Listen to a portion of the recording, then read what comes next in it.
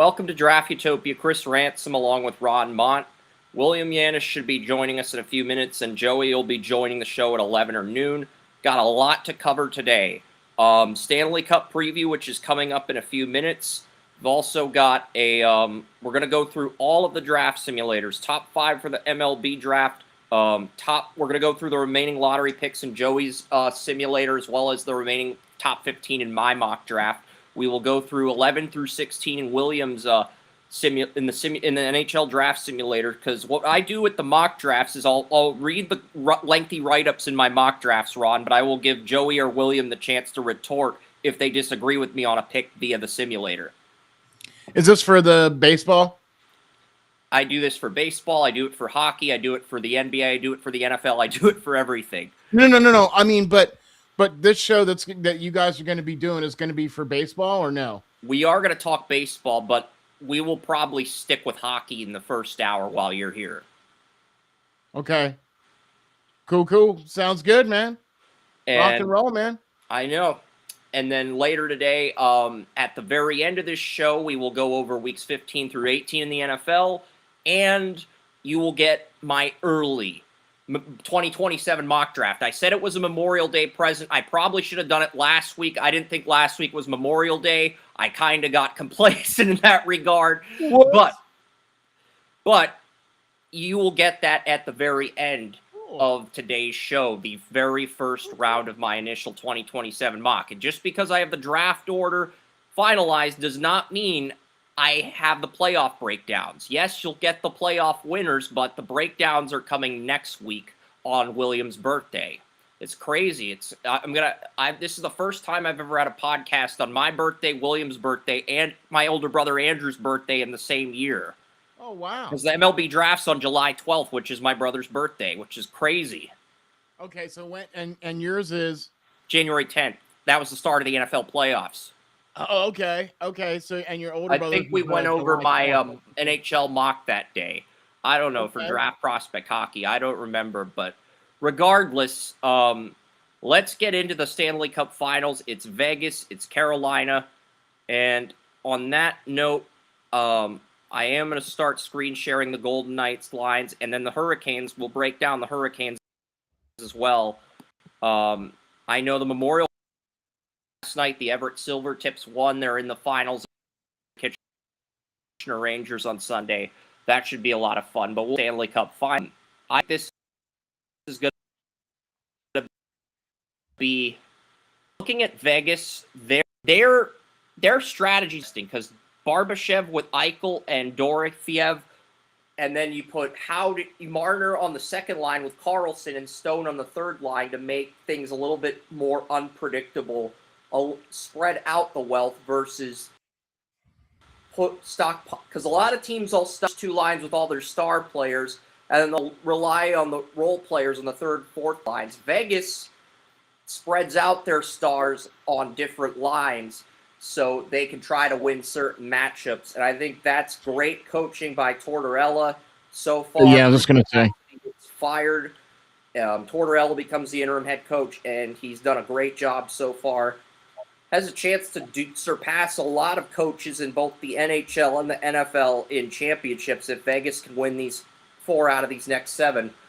I'll reveal my winner at the end, but looking at what they've done, I'd say I like the depth they have at center and right wing.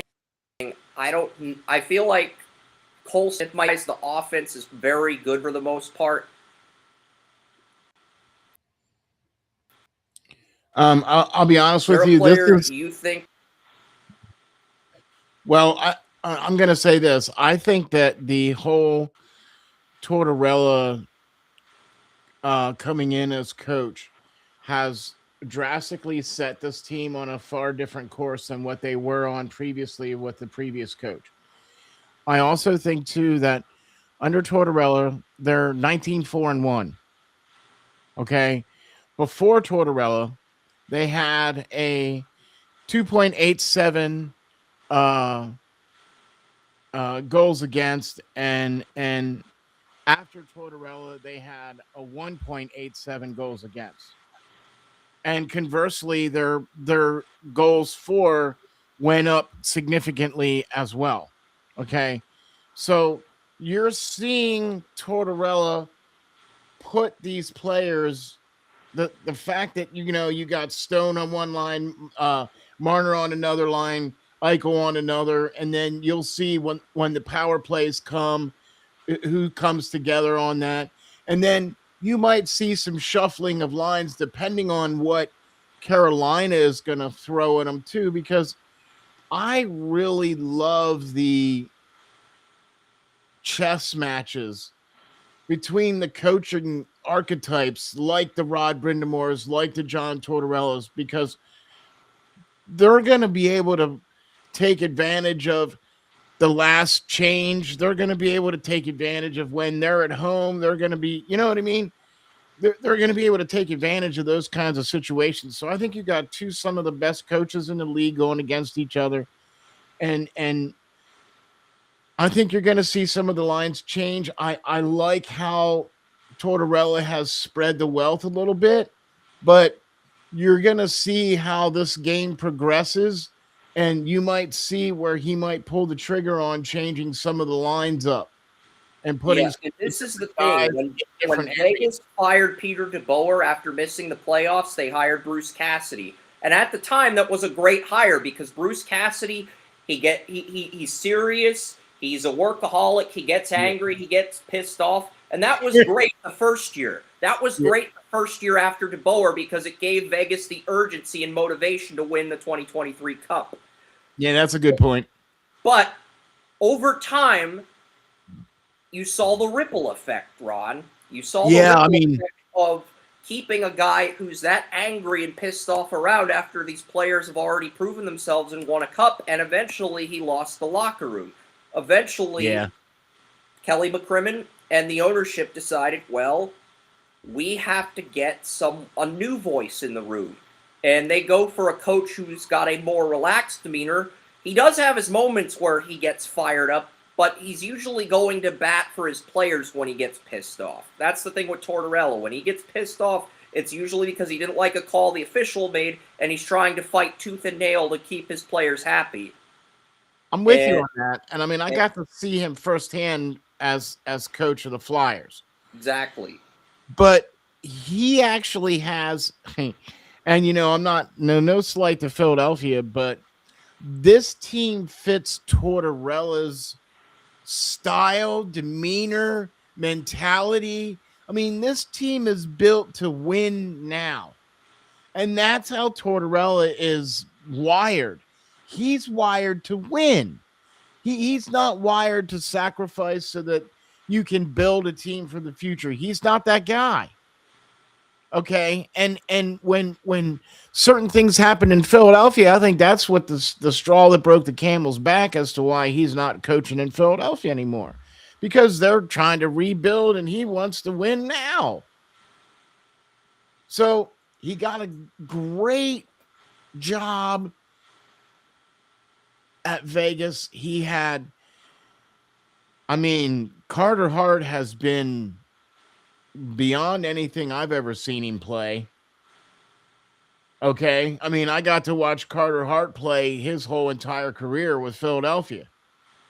Yeah. Right. And the guy barely, he hardly had any shutouts. Now, he had a really good stretch there in the COVID year with the playoffs. His coming in as his rookie year, he played really well, and he's got good pedigree because he's won in juniors and he was my favorite goalie in that 2016 NHL draft. He was my best goalie in that draft. I think he was everyone's number one goalie that year, but took him a few years to develop. Once he finally put it together, the Flyers, they were the 1 seed in the Eastern Conference during the COVID year. I know the Lightning won the Cup, but the Flyers were the 1 seed before falling to the Islanders in 7 games. Right. Okay. And he played great in that series, and in all those series he played great, right? Because we beat Montreal and moved on and whatever, and so he played really well, and everybody thought he was going to be the number one guy, and then he just seriously dropped off. Okay. Here's the other thing too that I like about what's going on with Vegas is this. They are capable of bringing a team to their level. So like Carolina's a lot like that too, where they will just utterly smother you so that there is no other way for you to play except for on the defense. Yeah. But Vegas is adaptable and they're able to do kind of the same thing where they're able to just kind of smother you out and make it so that all you do is play defense. So that's why I think this is going to be a really good finals. I'll definitely be tuning in for every single game. Yeah, and you could catch game 1 on ABC starting on Tuesday. They're not pushing it back till Thursday, June 4th. It's going to start on Tuesday. Good. And that's basically been confirmed already. Yeah. But I'm going to get to Carolina now. I mean, I'll be honest with you. I think you're going to see some of these lines change for Vegas. I agree. I think you're going to see the same thing happen with Carolina too. You know what I mean? Because until you get that first 10 minutes of feeling out, you know, or maybe even that first period of feeling out, you might find that different guys are going to match up better with different guys. You know, so I'll tell you what, man. I don't think we'll see any changes on Carolina's top line. Svechnikov, Aho, Jarvis, those are the star players on the Hurricanes. I'm expecting that top line to remain the same. I do think we will see changes all 2 through 4 though throughout the series. Yeah, like maybe especially with Markuk. Yeah, Go ahead. Agree. Sorry. Eller, I think we could see a game where Ehlers plays in the second line and Hall moves down to the third line, vice versa. I also think we could see a game where Stahl plays in the second line and they move Stankoven down to the third line. They might put Stankoven on the opposite line as Mark Stone, and they might put Stahl on the same line as Mark Stone. I think that's what Carolina is going to try to do to create a matchup advantage. I also think, too, depending on how things fly, they might do the same thing with Martinook, too. They might move him up to the second or even the first line. You know what I mean? That just might end up happening just because of how well he's played in the playoffs. You know what I mean? Agreed. And so you might see him move as well. I also agree with you, too, Chris, where you might see Ehlers and Stahl move. This is just throwing it out there. I think whatever line Vegas puts Mark Stone on, they're gonna put the veterans on that line that can defend better to counter that line. You know, that's what I'm saying. Okay, right. That's exactly what I think is gonna happen too. You know what I mean? So that's why I think these kind of these lines are fluid. I know Stankoven dominated at the start of the playoffs, but I think they're going to put him on a line where he doesn't have to mark Stone. That's kind of what I'm thinking is going to happen. And then you got Carrier, Jankowski, and Robinson on the fourth line. The defensive pairings, Slavin and Chatfield are on the first line, but we could see Slavin and Miller on the top line as well. I know people say they're both left-shot defensemen, left-sided defensemen. I feel like Slavin can play on either side of him too. Gostibier, Miller, Walker, and Slavin are the top 4 defensemen. So it just feels like, you know, they're going to split those guys up to try to limit Vegas's shooting opportunities. And Carolina, #1 penalty killing team in the regular season, and their goaltending's been great as well. And that's going to be the key too, right? I agree. That's going to be the key too.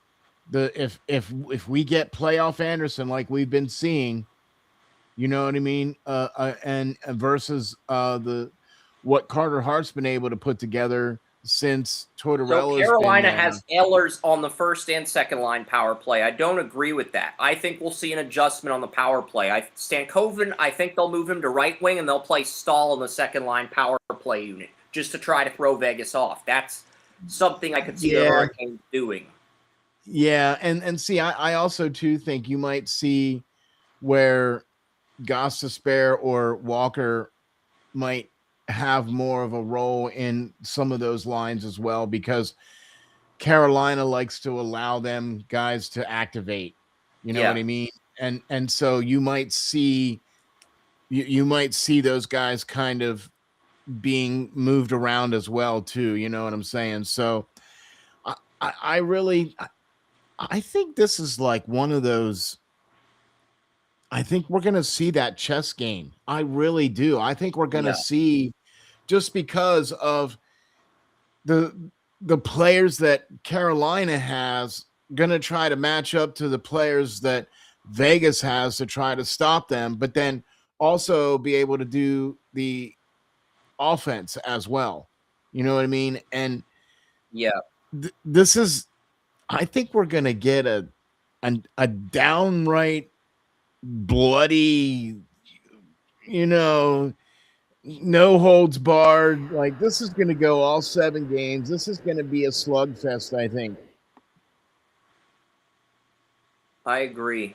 Because both teams have that grinded out mentality, and both teams have players that do that thrive on that.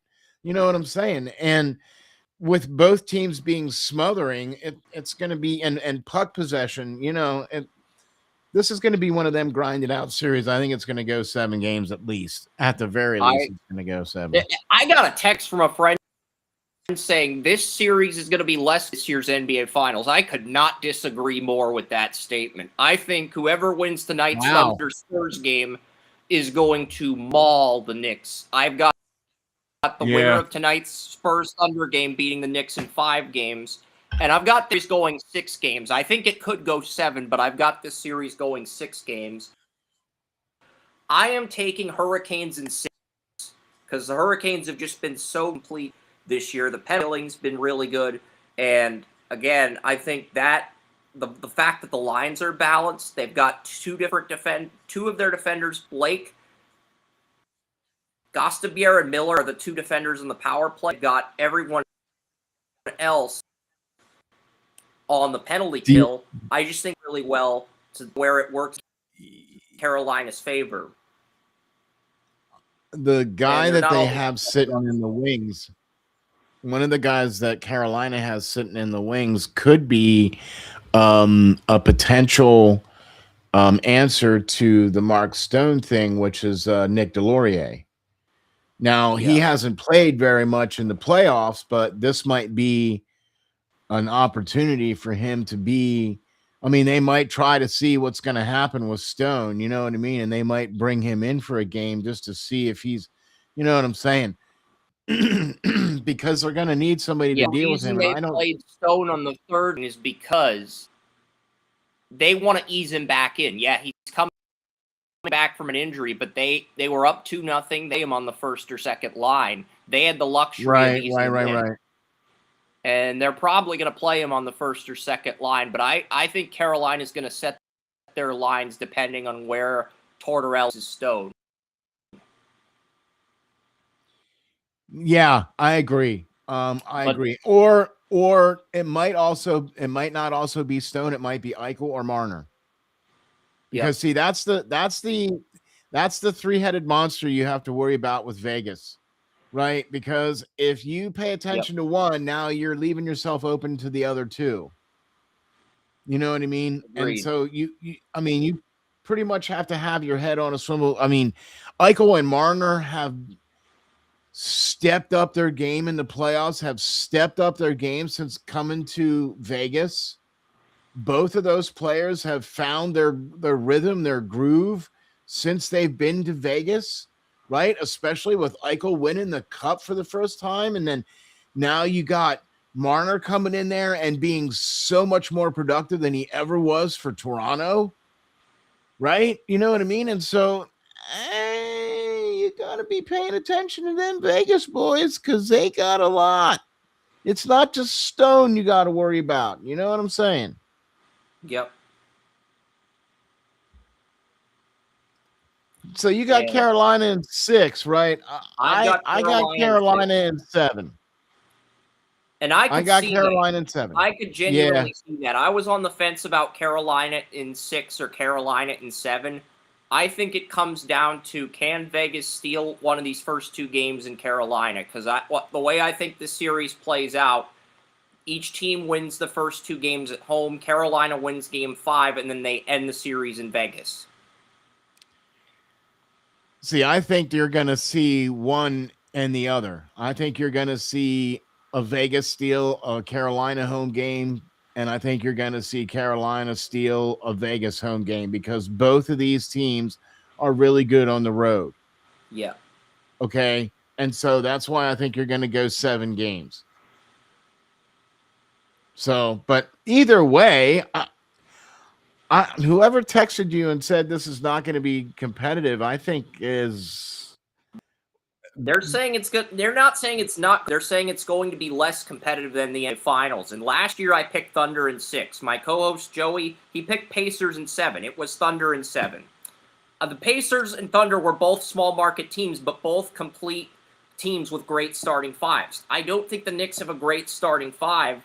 And I think whoever comes out of tonight's Spurs-Thunder game is just going to beat the Knicks in 5 games. It's going to be a very ugly NBA Finals. It's going to be like Denver versus 8-seed Miami in 2023. It's going to be an ugly NBA Finals. Okay. That's why I'm leaning towards maybe the Knicks could push the Spurs to 6 games, but I think the Thunder would definitely beat them in 5 since they're the defending NBA champions. Right. Well, I got to tell you what, for the Stanley Cup Finals, I wholeheartedly disagree with whomever texted you. I think this is going to be. I picked Carolina and Colorado to make it to the finals. So far, I made the Carolina pick right. I mean, it was the door wide open now because of Florida not being there. And with Carolina being able to just kind of stomp through the East, you know what I mean? They've had stretches where they've had quite a few days off as well, along with, Colorado, even though I think Carolina took better advantage. And now we got it's kind of funny that you have these two, because Carolina is an expansion team, right? I think. And they haven't had a cup there since 06 with 20 years ago. Rod Brindamore was a player on that team. Right. And what was his name? Peter Laviolette was the coach, right?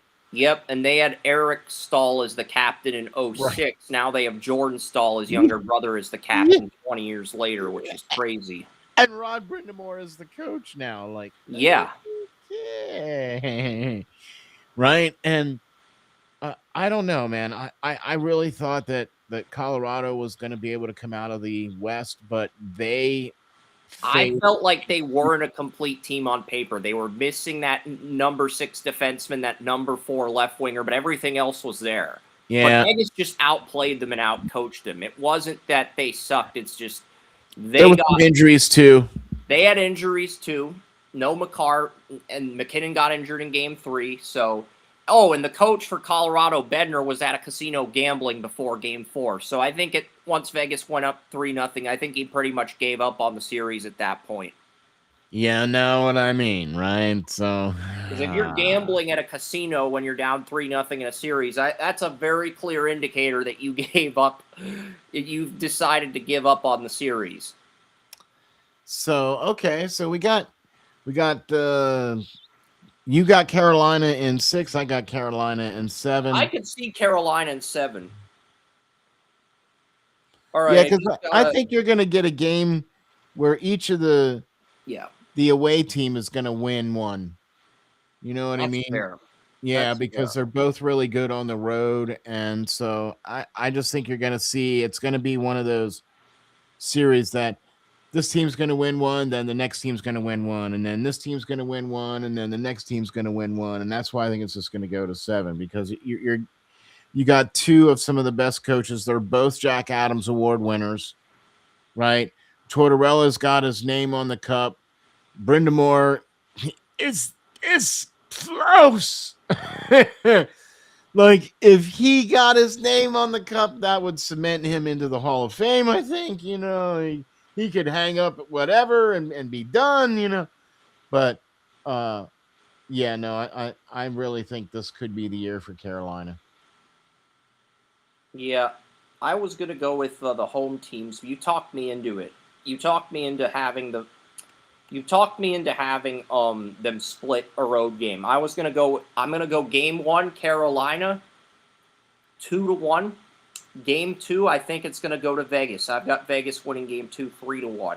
Game three, I've got Vegas winning 3-2 in overtime.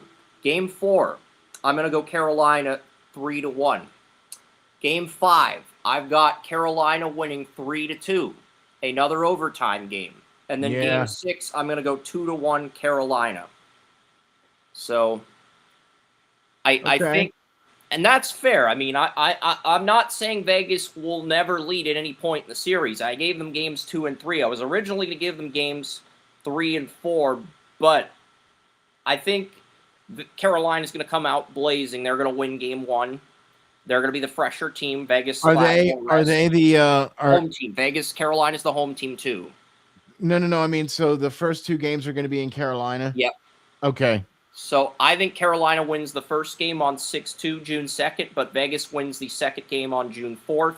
Yeah. And then on June 6th, the Saturday, I think Vegas wins on that day, the first home game of the Cup Finals in Vegas. And then I think Carolina wins the next 3 games and ends it in 6.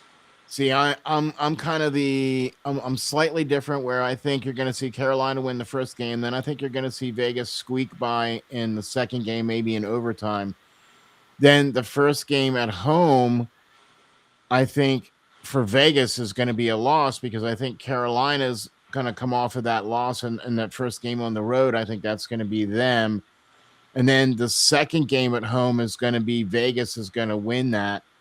And that's going to give them their 2 wins. And that's why I think we're going to, that'll get, and then once that happens, then we go back and forth. And I think Vegas might steal another one of those games, either in Carolina or at home, depending on how it goes. And I think the only way Vegas can win the Cup is if they win games 2, 3, 4, and 6. That's the only path where the Golden Knights can clinch the Cup.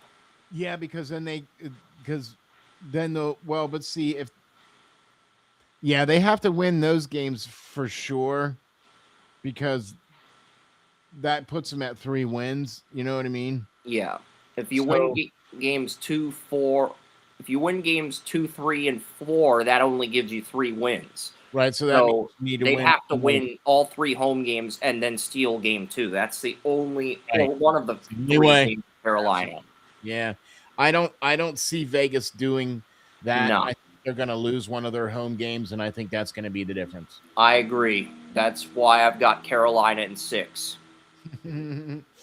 That's why I got Carolina. Carolina, when they got embarrassed by Montreal in game 1, they turned up the notch and played with a ton of urgency, and I think that's what will happen. Vegas will take a 2-1 series lead after Carolina wins game 1, and then they will turn up the urgency notch. Yeah. Mm-hmm. But I have games 3 and 5 going to overtime. You've got game 2 going to overtime. So, yeah, man. So that's 3 overtime games out of 7. Okay, if you get that, you should be very happy if you get that. Yeah, oh yeah. It's all, no matter what. See, look. Yeah. What I like about this time of the year in hockey is that this is some of the best hockey period, right? Like you're playing up against the best team, and the best team is going up against the best team, right? So you have the better power plays, the better penalty kills, teams that know what they're doing, blah, blah, blah. I mean, these are the more polished teams, I think, once you get to the Stanley Cup Final. Yeah, exactly. So excited about this, man. Really excited about this, man, for sure.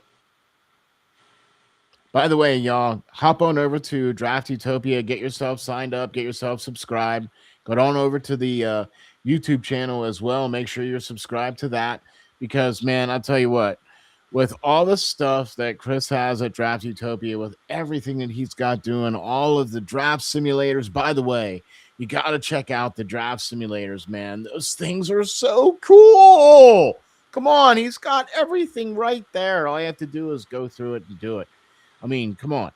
Get on over to Draft Utopia, get signed up, get subscribed, follow him on X, get yourself ready to go, man. There's a lot of great material that he's got coming out, especially with Major League Baseball coming up here real soon for their draft, Yeah, and then the also MLB the NBA. Simulator's actually got more players on it than the NBA or the NHL. The MLB's at, I think, MLB Simulator, I think, is at 50, 40, 52 players. NHL's at 30. NHL's at 42, and the NBA's at 18. So yeah, man, for sure. That so is, check that out. yeah, I think people are surprised hearing that the MLB has more, but I've been watching a lot of the regionals yesterday. UCLA, the #1 team in the entire tournament, they're the first #1 seed to ever lose since the college baseball field went to 64 teams in 1999.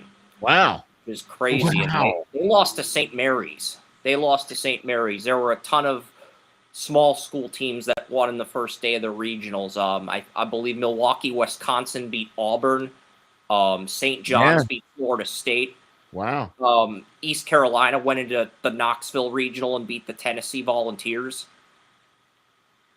Maybe it was the North Carolina. I'll tell you Regional, what, regardless, that's impressive.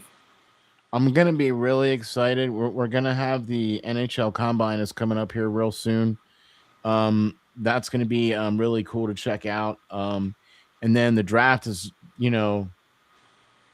pert near a month away here for the NHL draft. Yeah. And now that we know the final two teams, now we pretty know much who's picking in 1 through 29. You want to run through a quick mock just for the heck of it? Not today. We could always do it on Under the Bleachers too.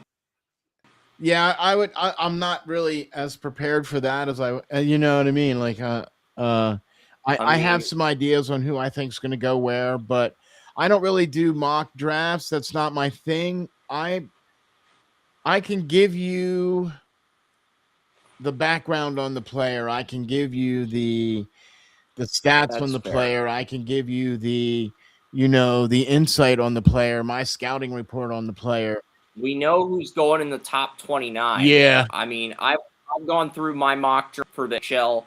We know Ottawa's picking at 32. Only thing we don't know is whether Calgary's going to get 30 or whether Carolina's going to get 30, because Calgary owns the Vegas first round pick this year and I believe next year as well. So that's the only thing that's been undecided.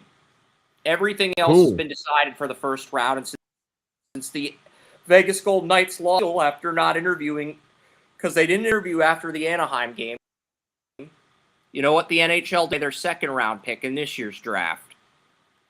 Yeah, and they fined Tortorella $100,000. If Bettman really wanted to be a jerk, he would have done a lot worse. He would have taken away Vegas's 28 first-round pick or 29 first-round pick and basically crippled their ability to trade for star players. But he didn't do that. He showed a little bit of mercy, but I understand. It's these media journalists work really hard to get the inside scoop. Well, I mean, when Order asked McKinnon snorkeling and he declined to comment on that, he still showed up for the interview, but he declined to comment on that specific topic, which is fine. So, but here's the thing, okay? I've been on that side of the microphone. Okay, I've been the one trying to talk to the player. You know what I'm saying? And they are human beings, and media is human beings as well.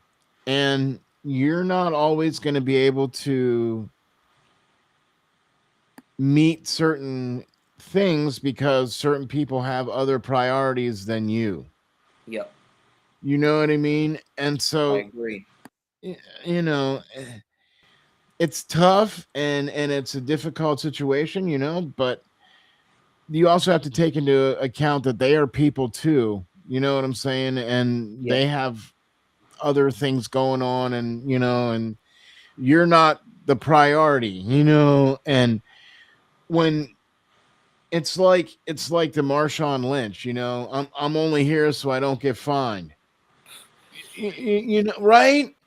I mean, the guy was there, and every answer to every question was, "I'm only here so I don't get fined." Well, okay, but you're there, so that's unfortunately when you sign the contract to play for the NFL or the NHL or the NBA, for that matter.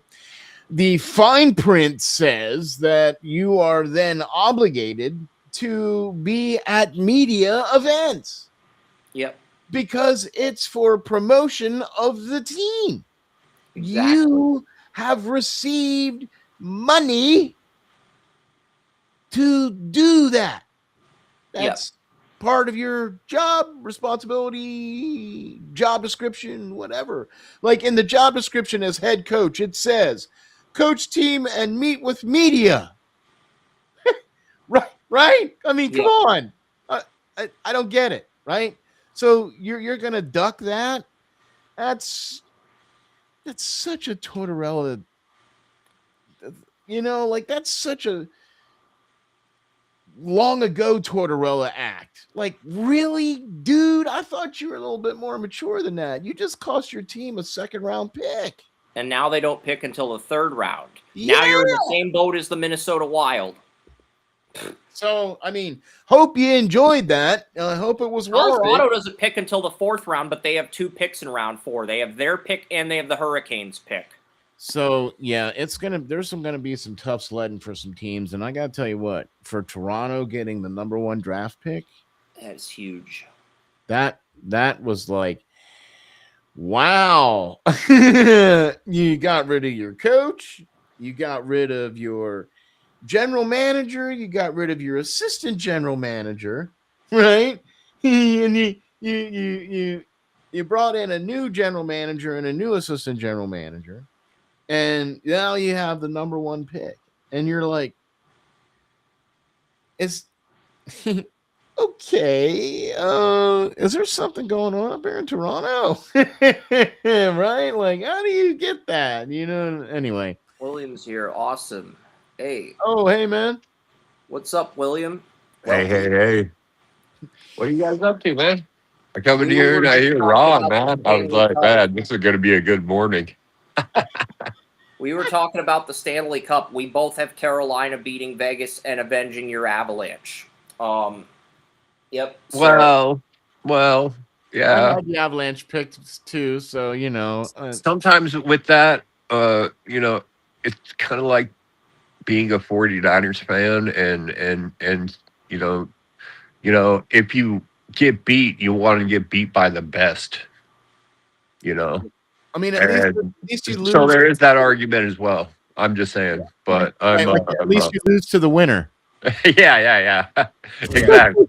If you're gonna get beat, you might as well say that they're the best. Hey, I lost to the Cup winner. That makes it easy, right? I lost 11-8 in his playoff career. He's 0-4 against Peter DeBoer. He's 0-3 against Dallas. He's 0-2 against Vegas. I don't mind the thought of them being avenged, though. And rest in peace, Claude Lemieux. I mean, when he was with the Avalanche, that's he became my favorite hockey player. He introduced me to stuff. That was back in the late '90s, early 2000s. I mean, he was there, but yeah, man. Like I said, it's. I don't mind seeing them being avenged. I mean, that works too. I mean, I can see it from that point of view. I mean, well, with Florida not being there, it opened the door for an Eastern team to come in, and I really feel that this is a better Carolina team than what they've had in the past. Because, look, let's face it, they've gone to the playoffs now, 8 straight years where they've gone to the playoffs, right? And they've either number one penalty killing unit this year. The goaltending looks amazing. The lines look deep, really deep. They've got star players on their first line everywhere. I just think that's been the difference, Brind'Amour though. is due for a cup win as a I coach. think that's what the difference, though, for this year has been the goaltending for them. And Brind'Amour was the captain when the Canes won their first cup in 2006. Eric Stahl was on the team, but Brind'Amour was the captain. You know what I mean? But that's what I think has gotten Carolina to where they are now, to where I think their goaltending has given Carolina that next level of where they need to be, because they've gotten to the Eastern Conference Finals so many times in the last couple years, and 2009, 2023, 2025, now is the time they get over okay, the hump. that's where I'm at. That's where I think that they have that team now to do it, and going up against Vegas is going to give them a really good challenge, but I think it's going to be Carolina's year. Yeah, Anderson's a UFA too. He's playing for a contract. That gives him incentive to win. I think Carter Hart's already been extended for multiple years already. He signed when he signed there, I believe it started off as a 1-year deal, right? And then it came to like a 2 or 3 year deal. I can't remember, but yeah. It's a 2-year deal for $4 million. So, yeah. Right. So, but he's going to be there for next year for sure. You know what I mean? And with what he's done this year. So, yeah. I would think because now Carolina's got a great goalie problem. Frederik Andersen's a UFA, but they're probably going to bring him back. Brandon Bussey took the backup goalie job from Kochetkov, and he played enough to where Carolina considered starting him for Game 1 against Ottawa over Anderson, but ultimately they rolled with Anderson. And Pyotr Kochetkov, Carolina's 2019 second-round pick, he got demoted to third-string goalie, and he's a UFA in 2027. So if Anderson comes back, Kochetkov is certainly going to get traded this offseason, because I don't see Carolina keeping all three of those goalies. Oh, well, depending. I'm hearing about goalies, and I'm sitting here with the thought running through my head of Marco Belcher on Goon. Yep. And yeah, but I just had to throw that in. I cut Rod off. I apologize, man. It was like that guy cracked me up, and yeah, Goon, that was a true story, man. Goon was a good movie. My favorite hockey movie is Youngblood, not the new one. The new one wasn't bad, but I like the first one, the 1986 one with Rob Lowe in it. Yeah. Wow. Favorite hockey movie. Well, there's so many. I was not impressed. There's so many. I know it was a classic. A lot of people love Slapshot. I was not impressed with Slapshot. I didn't think it was terrible, but I didn't think it was great either. I watched Slapshot at a young age, and it was all right. And then I watched Goon, and my mom, she's 86 years old, and she loves that movie. She doesn't like violence. She doesn't like any of that, but it's like Marco Belcher, stay away from my Percocets, and do you have any Percocets? Wow. 2 rules, man. I was laughing so hard at that. Sean William Scott is an enforcer, and Liev Schreiber's an enforcer on the other team, who's like the face of the league, the guy who plays Ray Donovan, who narrates the HBO documentaries. Great bad guy, man. Great bad guy, Schreiber. I thought they did a really good job with Miracle. I thought Miracle was really done too. Well. Yeah. I thought that Kurt Russell played a great Herb. You know what I mean? I thought he did great with that role and played him to a T.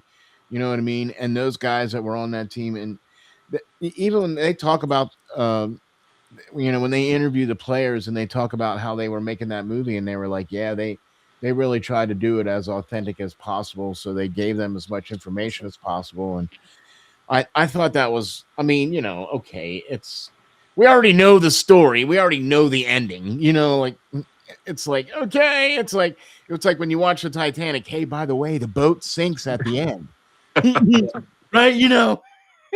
But when you watch Miracle, like you already know that United States is going to win, and blah blah blah. But it was a very well done movie, I think.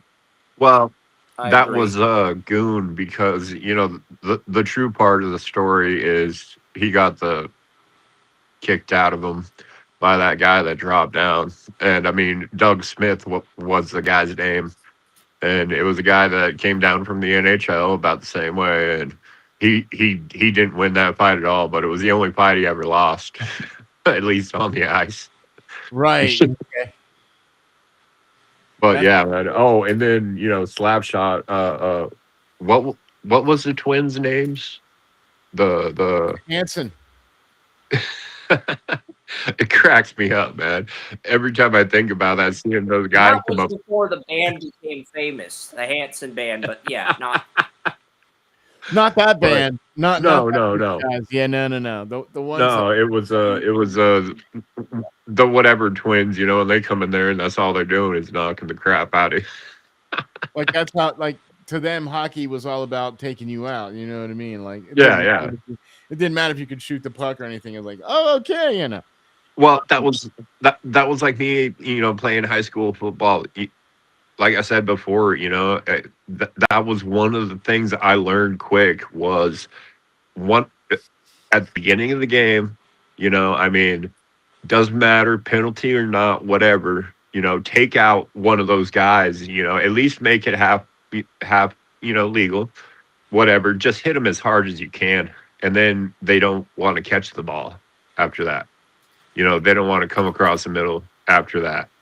And, I mean, it provides so much of a fight, and intimidation, so much of I guess you could even put that in war, I mean, some of these games are, hockey. It's the same way in hockey, man. It's exactly the same way in hockey. And they talk about, it's called setting the tone. Right. Yeah. And you'll see guys go out and the first thing they're looking to do is to plant you into the boards. Yep. Okay. And that's just all it's about. Right. And I love when you hear the coach, look, I don't care about scoring. You hit everything that moves. Right. It's like, dude, I mean, that, I played safety and linebacker, and pretty much all I did at safety was play, center field, play the ball and, destroy people. Linebacker wasn't much different, but I got to, go after the quarterback a few times. So that was, you looked at that was a fun thing, I did have the name. Talk about that. Yeah. And it's called punching somebody in the mouth. But I mean, not literally. Yeah. You know what I mean? You're not literally just punching them in, but like it's the same thing if you're playing offensive line. Yeah. You got a defensive guy that thinks he's all big and bad and he's going to come over you. And the first thing you do is put him on his butt in the very first play of the game and stand over him and look down at him and go, oh, you wanted to get by me? Okay. Well, good luck with that. Yeah. Right. But you do the same thing in hockey. It's like that. It's very like that in hockey because it's that contact sport where you want to set the tone. You want to be the guy that makes that first, crumpling hit that puts that guy down or what. I mean, you're not trying to hurt anybody. That's why I mentioned Claude Lemieux, I mean, rest in peace, man. Rest in peace. Yeah. And I mean, he was just the toughest hockey player that I ever saw. I mean, he had every time he'd smile, you could see like 3 teeth. And that's it, because he was just getting them knocked out. He had them all missing. Yeah, oh yeah. Man, it was something else on that Avalanche team with Joe Sakic and Patrick Waugh and just oh man, yeah. He was one of those guys where you absolutely did not want to play against him. Yeah. Right? Because he would pretty much destroy you physically, whenever. But you absolutely wanted him on your team. Yeah. He was one of those guys, you know what I mean? And he was not going to lead he was not going to get the Richard Trophy or any of that other kind of stuff. That's not going to be him. right? Yeah. But you need one of those guys on your team. You know what I mean? And he was one of those guys like Luke Robitaille was another one of those kind of guys where you know what I mean. He was just a monster. You didn't want to go up against him, but you definitely wanted him on your team. You know what I mean? So Yeah, all for right, sure, man. cool. Go ahead, Chris. So yeah, shout out to Lemieux, man. That's a shame. Too young, taken too young. So Oh, for sure, man. You know, Yeah. it's just one of those things that I guess you know they say the good die young, and that was the thing because I was just talking to Chris about Claude Lemieux, and getting into that. I mean, it was just crazy. that dude. That's crazy, man. Wow. It is. Holy moly. Okay. Because Tony Mario said that he was dealing with Alzheimer's or CTE, Claude Lemieux. I heard the death was a suicide. I don't know what the facts are. It's unfortunate he passed away, though, regardless of the situation. I have very much insight into CTE. That's part of my problem is concussions, and I can very much well see that if maybe if he did something like that, I could understand it because I've seen it firsthand and experienced it firsthand. I literally have. I lost count of concussions now. It was about 40 plus. Wow. Yeah. Wow. I mean, I can honestly tell you that when you play a contact sport and you, I mean, I also played defensive nose tackle as well, and there were quite a few times, William, that they called it getting your bell rung, right? Yeah. You'd see a flash, man. That's what they claim. Right. And it's like I saw so many of those flashes, man. And the when you close your eyes, you can still see the flashing. Yep. Okay, right. Okay.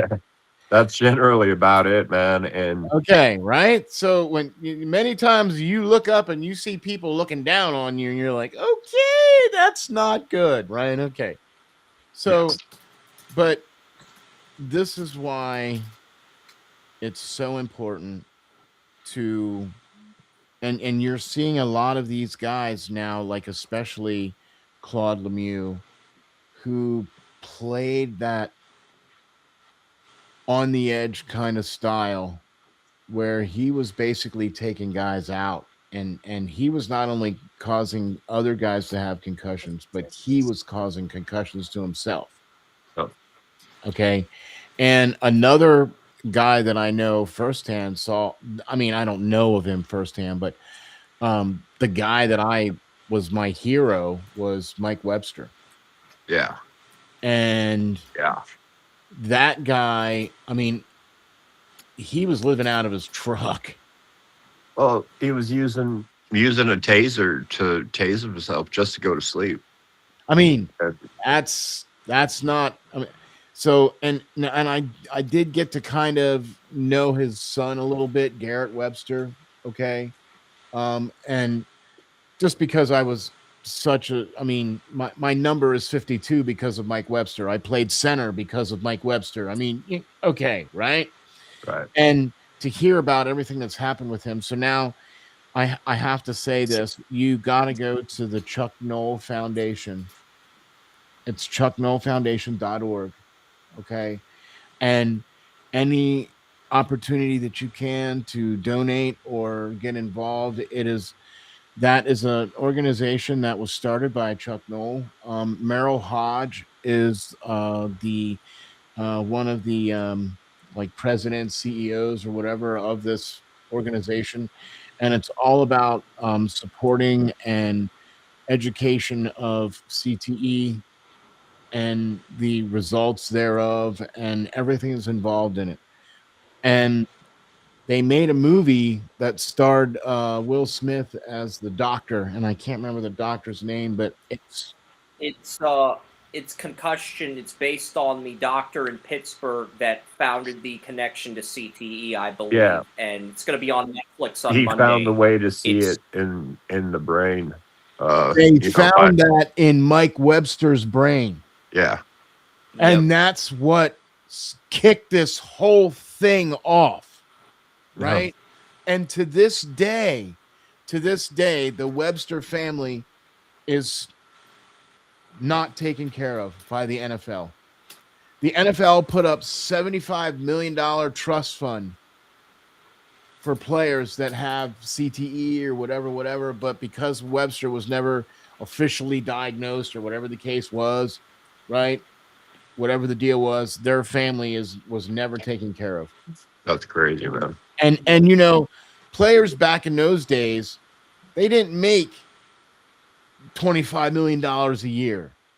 You know, they had jobs in the off season because they weren't making, you know what I mean, right? Well, that's like I was saying about Concrete Charlie, you know. I mean, his name wasn't that because he hit that hard. His name was that because that was his job in the off season, you know, slinging bags of Quikrete. And right. Hello. You know, it's kind of crazy to hear that.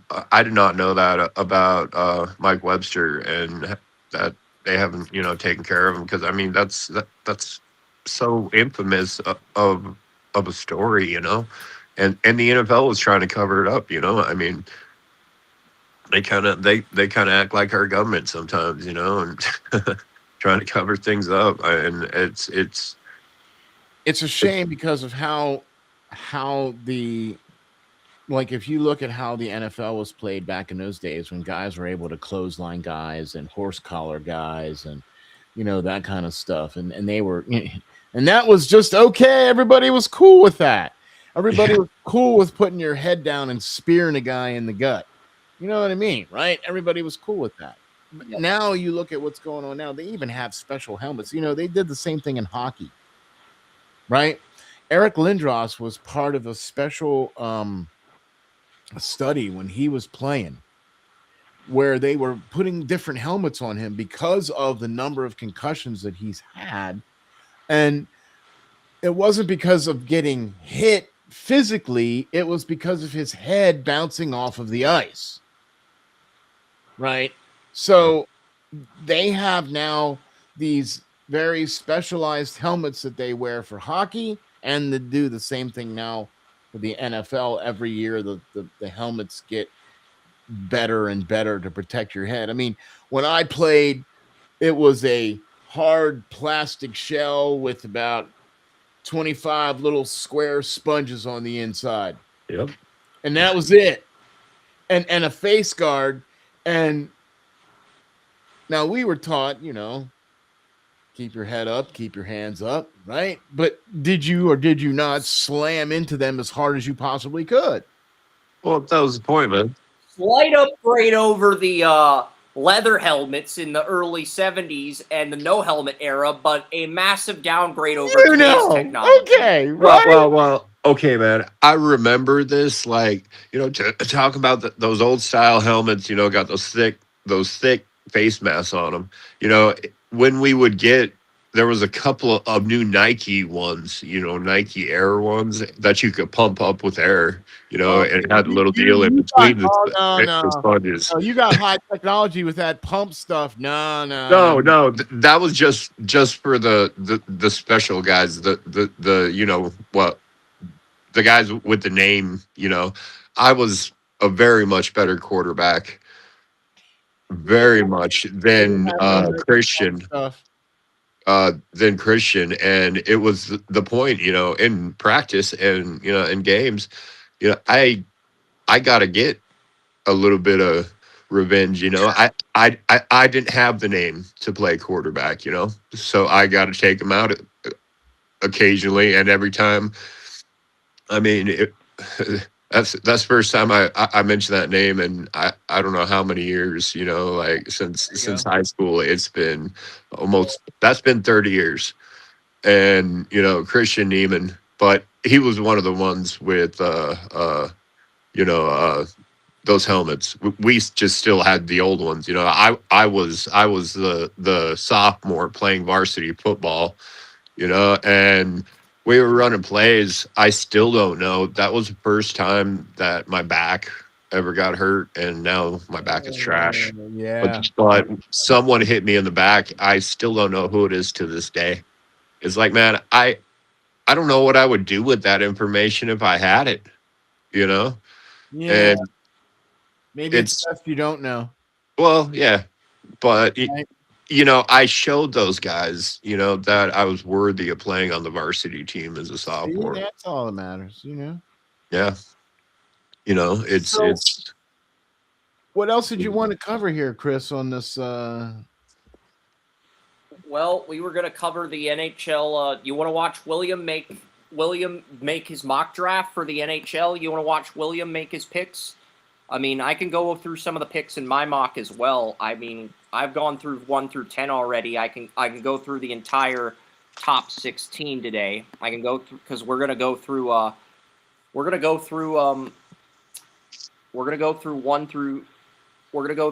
through 16 in my mock, but I can go through the entire top 16 today.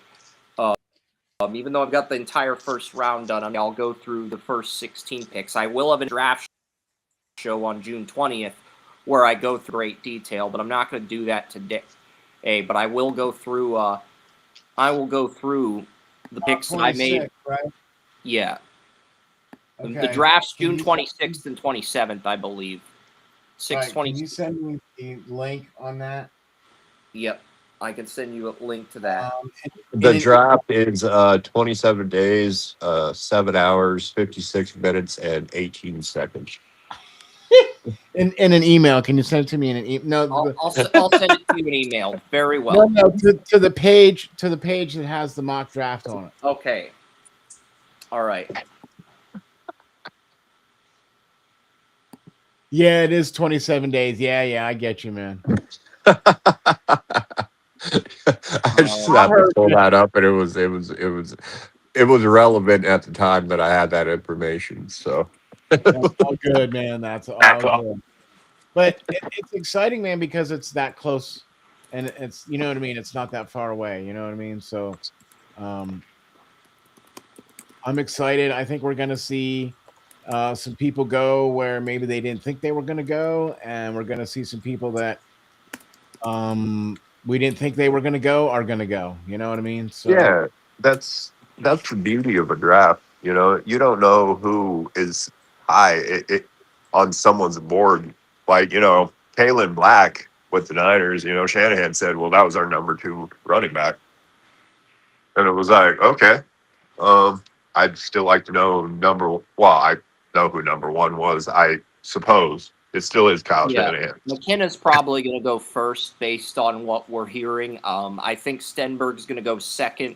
They are looking at 2 defensemen, but I think they're going to take Stenberg. Greer basically said they're taking the best player at 2, so I think Stenberg's pretty much a done deal to San Jose, and they'll get a defenseman at 20. I think Malhotra goes third. With the traction he's generated from the Canucks, the Blackhawks, and the Rangers. Manny Malhotra played for the Rangers back in the day.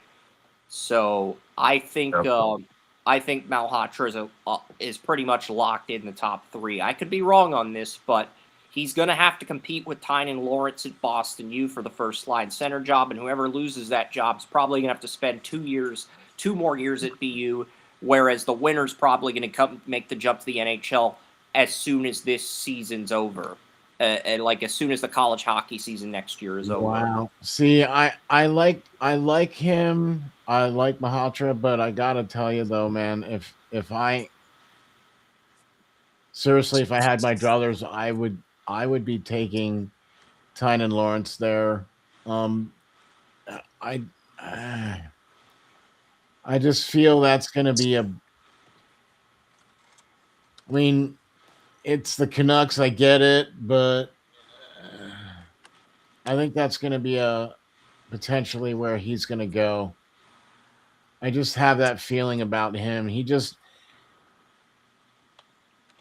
comes across as more of the better rounded, ready to play now center that's that's gonna go. I mean, We'll see, because that competition's big. Whoever wins that competition between Malhotra and Lawrence at BU is probably going to be in the NHL after this spring, and the guy who loses will probably get another year of college. So if Malhotra wins, he'll be in the NHL this year, and then Lawrence will have 2.5 years of experience as a college center. And then if Lawrence wins, then he'll sign after his sophomore year at BU this fall, and then Malhotra will sign after his sophomore year as well. right. Here's the thing, though, right? And this is gonna be huge, right? If Tynan Lawrence can continue to gain some height and weight, because that's the only thing really that Caleb Malhotra's got going for him, because their numbers are almost exactly the same. Yeah. You know what I mean? So that's why I would much rather pick a Tynan Lawrence, because I think he's better in the dot, and I also think he's better at a leadership. Yeah. William had the exact same picks as me in the mock he did, but he did not have Lawrence in the top 10. I had Lawrence at 10, but yeah, I saw that. Yeah, the rest of the mock before we react to Lawrence, but he could go earlier than that too. I think Verhoff's going to go 4th. That was the last pick William and I agreed on the top 4. And then number 5 is where things begin to get dicey, because I think the Rangers are going to draft Chase Reed, but they're looking at both a left-sided defenseman and a right-side defenseman if the top 2 left wingers in Malhotra are off the board.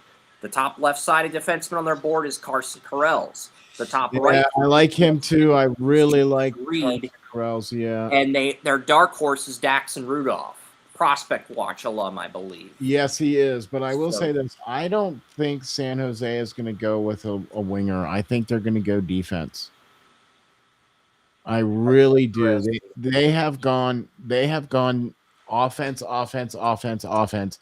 and if you look at what's going to be available on defense, I think you have to look at Verhoff as.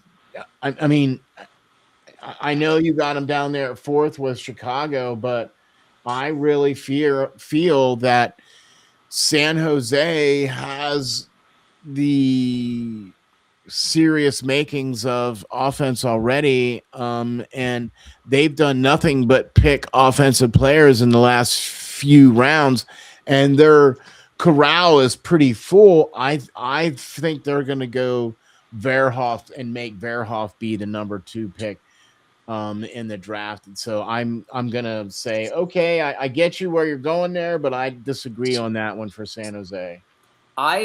They're looking at 2 other defensemen, though, Ron. They're looking at Karels and they're looking at Albert Smits. Those are the 2 defensemen they're looking at, reportedly. Right, I'm with you. But I think Verhoff's the best defender in the draft. And Karels, I got to tell you, I've seen really good things from him. I've seen he's one of those really good players. He's got really good ethic. I think he could be a difference maker to any team. I would take Karels at 5, but I think the Rangers are going to take Reed. William mocked Karels at 5. That's the first pick we disagreed on. But to be fair, he had Reed going a pick later to the Flames. So It's not that big of a difference in terms of the gap. Because I have Karels at going to the Flames at 6. And he's going to go to North Dakota, where Verhoff plays this fall. Yeah. I think EJ Emery's on that defense too. I think North Dakota's going to win the college hockey tournament next year. If they get DuPont, you may as well just place your money on North Dakota to win next year's tournament, because they had shutouts up until the Frozen Four where they laid an egg against Wisconsin. So, and he can play on the ice for 31 minutes. That's Miro Heiskanen level stamina. Albert Smits I've got going to the Kraken. William and I both have Albert Smits at 7. We both have Rudolph, and then we both have Bjork at 9. So we agreed on 8 of the top 9 picks, and then at number 10, I've got Tynan Lawrence. William had Ethan Belchetz, but I have Belchetz at 11. With William, it's just Belchetz's shot size is eye-popping, but I think Lawrence is the better player. And Nashville, I know Nashville's line 2 center is Matthew Wood, but he was a right winger at Connecticut. If you have a chance to draft Tynan Lawrence, if you're Nashville, you have to take it because that would give you a If center he is tandem of available. Riley, Martin, Lawrence, and Svechkov, which Right. is a really deadly tandem. Right. And if you have the opportunity to get him, you definitely should. But to be honest with you, I don't think he's going to be available That's at fair. 10. I don't think he's going to be available at 10. However, Sure. however, maybe that who do you got there? Maybe wait, hold on, let me get to his name. Oh, that Malhotra. Maybe he will be the one that will go instead to Nashville than Tynan Lawrence. You know what I mean? Because that might be the next guy on their board for them. I don't know, but that might be a better fit. Malhotra is going in the top 5 because the Blackhawks, Rangers, and Canucks all like Malhotra. Well, if that's going to be the case, okay, then if the Canucks don't pick him and they pick Tynan Lawrence, so then that's going to cascade down to where the Blackhawks then probably take Malhotra, and then the first defenseman comes off the board at 5 instead of 4. Right, which would be Verhoff. Yep. Right, so that would be to the Rangers. Yep. Okay, so I mean, like I said, this is why I don't do any of these prediction things, but I can give you the background on the players, and either one of those guys, like because Chase Reed is a really awesome player. I mean, he's got all the tools, man. He's got all the tools, and I really liked what he did this past season, and I see nothing but a lot of upside with him. Watching him playing a little bit internationally as well too. Like I said, I think there's a lot of upside to him. So I could see him going relatively early. You have him at 5th, so I mean, you know, I also I've got Chase Reed at 5th, but Ethan Belchet's I've got at 11 to the Blues. The player William mocked at 10 over Tynan Lawrence, and then at 12 I gave the New Jersey Devils Elton Hermanson. I'm guessing Williams going with Lawrence at 11 since you campaigned so hard for Lawrence. I'm guessing Williams going to go Lawrence here at 11 since Ron's campaign so far. Well, he's a Prospect Watch alum. He's a Prospect Watch alum, and I'm rooting for him to go in the top 5 if you must know the truth. Right. Yeah, but this is a steal for the Blues at this point in the draft to get Tynan Lawrence if this mock draft ends up being any indication of what's going to happen. But I'm going to get back to my mock here, and I've got at number 12, I've got the Devils picking Elton Hermanson. He's a winger. He's the son of Leonard Hermanson, who had a 17-year career in Sweden. And, you know, he's a guy that you can develop. He didn't show up in the playoffs. That's really the only big concern with him. 1 point in 13 playoff games. That's the big concern with him. But very key piece for Modo hockey.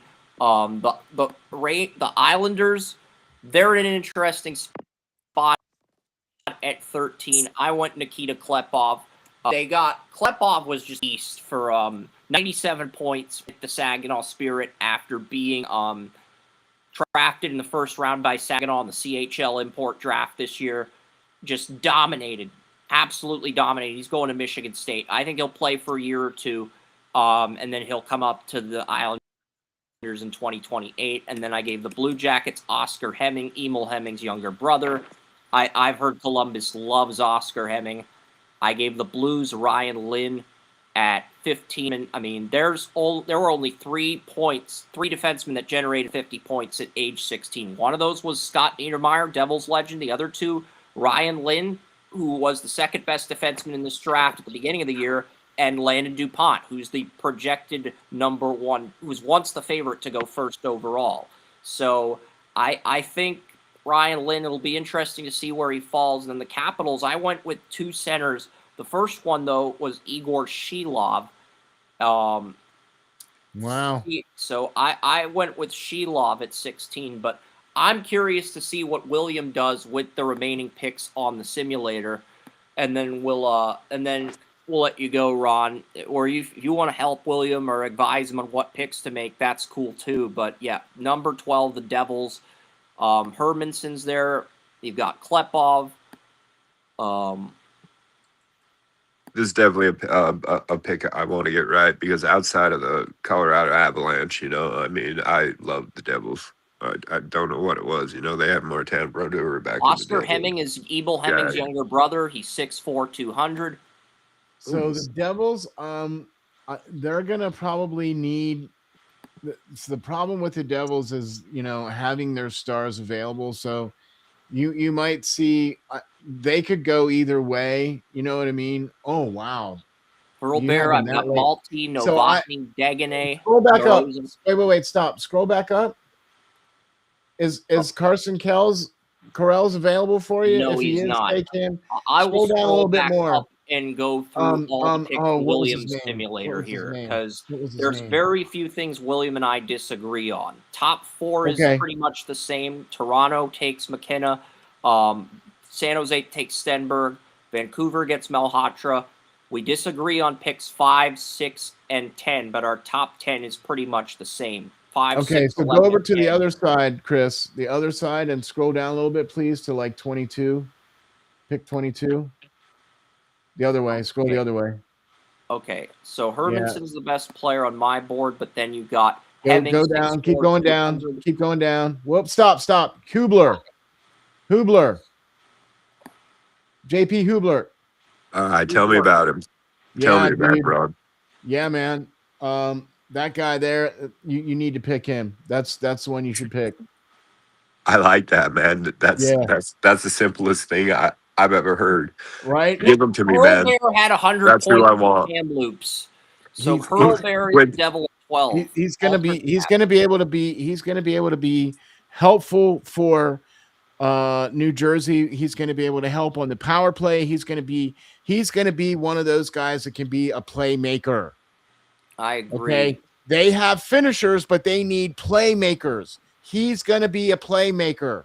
Well, that's what I was talking like with Kyle Shanahan and drafting another receiver that's kind of like, Jawan Jennings to where And the point is at some point you have to you don't have to worry about what they do or how they block, so much some of these times. You have to prioritize offense. You have to prioritize one rumor I've playmaking. heard with the Devils is if Quinn Hughes does not re-sign with Minnesota, they're going to trade.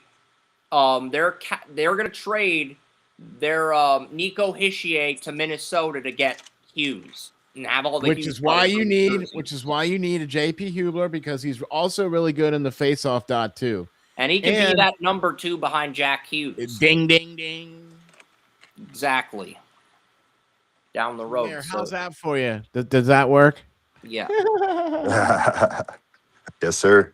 I like that one too. Well, so I got insight on him because of being Russ Cohen wrote quite a few articles about him, and I was able to watch a lot of his tape and reading the articles about him and then seeing him playing in some of the competition games and stuff like that too. So, you know what I mean? Really like his game. I really feel he's going to be one of those really good players. And centers, you can't get enough centers, right? You just can't.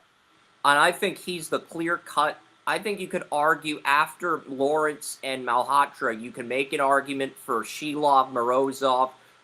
You can make an argument for Dagenais, I think, is more of a right winger than a center, even though he did play center. But I think you can make an argument for Hurlbear, Morozov, or Shilov, depending on your preference. But that's the thing. It's going to be very interesting to see what happens. And then the Islanders, got the next team. Who's the next team after that for you? New York Islanders. They did a great job in the 2025 draft. Wow. So they picked really good. I mean, Matthew Schaefer, of course. They also got Keyshawn Aitchison. And they got Victor too. Eklund too. 3 of my top 10 players. Right. So, but those were defense. So I think you're going to see, and some of the other guys are aging out. So you're going to see them. I would go with either I like the Oscar Oscar in there, Henning, or Klepov. yeah, like yeah, both of yeah. those players. You're going to need a guy in there with that kind of size. Novotny, if you want a left winger, it just depends on what your preference is. But I think it's Yep. going to be. I like the Hemming in there as well because he can also play center a little bit too. Yeah. He's I've been got, looking at that, man, and I like a lot of these kids that play at Boston College. You know, dude. That's Hemming- just a great program all day long. Players that come from Boston College, yeah, you usually want to have them and around. Emil Hemming was the Dallas Stars' first-round pick in 2024. Oscar's younger brother. But Right. Oscar was so dominant in Finland, he came to America on a hockey scholarship mid-season. Mid-season. Come on now. Mid-season. Nice. Yep. All right. Who's next? Next is Columbus. We'll do the top 16. We're not going to spoil everything. We do want to save some content for our NHL draft show in June. But yes, Columbus is on the board here at 14. You've got Klepov, you got Hermanson. They took Jackson Smith, was it last year? The Tri-City defenseman? Yeah. He was a Penn State. He played for Penn State this year. But Jackson Smith, really good defenseman. They might still be looking for that. You know, he's not a bad selection there. Elton Hermanson. I had Hemming at 14, but I'm not sure what Columbus does now with Hemming off the board. So Right. So I don't know. Maybe the Hermanson, or scroll down a little bit. Okay. Klepov. Wow, now there would be an interesting call for them to take Ryan Lynn. Yep. Right. But okay. Oh, there you go. Shilov, Morozov's in their backyard. I mean, Miami, Ohio. Yeah. That might not be a bad one right there. That one might not be a bad one right there. I'm pulling up the Blue Jackets contracts on Puckpedia, just seeing who the UFAs are. Captain Boone Jenner, Mason Marchment, who they got in a trade with the Kraken. Those are the offensive UFAs, and then Goodbranson and Brendan Smith. But they've got defensemen in their prospect pool. Right, and so that's why I think I would go with him. Ilya. I would say Morozov's the best plan B if you miss out on Hemming, but I think it's going to be Hemming or Morozov to Columbus. Mm-hmm. I like Morozov. Yep. And then 15 is where things get interesting. I gave the Blues Ryan Lynn, give them an extra defenseman, but you know they could go. They took a right winger, I think, in last year's draft, didn't they? Yeah, they took a right winger in the first round. And they've got multiple picks in the first round. They've got 3 to be exact. They've got 11, 15, and 29 from Colorado. As far as I'm concerned, if I was the Blues, I would be taking the best available athlete available, right? Yeah. No matter what position. You have 3. You have 3. You know, could we see the first goalie go to St. Louis? Well, if they don't want to, I have Trage Ball going to the Penguins. I have him at 22 on my board. I had Fowler at 21 on my initial big board a few years ago, and he's already in the NHL. So if they can't re-sign Binnington, I could see them taking Trage Ball. I've got Trage Ball to the Penguins, but that's not the only goalie on the simulator. There's a goalie from Russia. I have him in the second round, down in like the late 30s, but yeah, I have him in, like, I've only got this thing up to 42 players so far, but Borichev I do have in the Borichev's my number 2 goalie, so it's possible for the goalie at 14. I definitely think Borichev will get pushed up in the first round, or could see the Blues take a goalie at Borichev at 14, and then that would sway the Penguins to take Trage Ball. But either way, either him or Mikita Gustav. Yeah. Malte Gustafsson or Klepov, or Malte Gustafsson. Yeah, that one. The defenseman. He's 6'4", 201, number 1 defenseman on HV 71.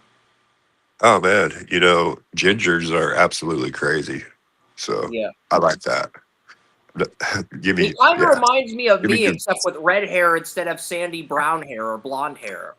That's Well, like mine's Doc, mostly turning gray now, but Doc normally, Holliday. Kind of reminds me of me. yeah. Oh, I hate him. Oh, right. Right? Like, are you kidding?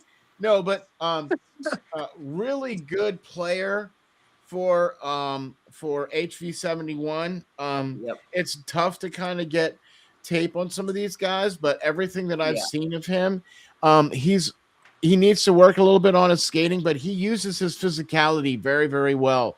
He's able to use his body to take you off the puck. He's more of a I stay-at-home gave kind San of Jose defenseman. Gustafsson at 20 with Edmonton's pick because I just felt like that was really good value.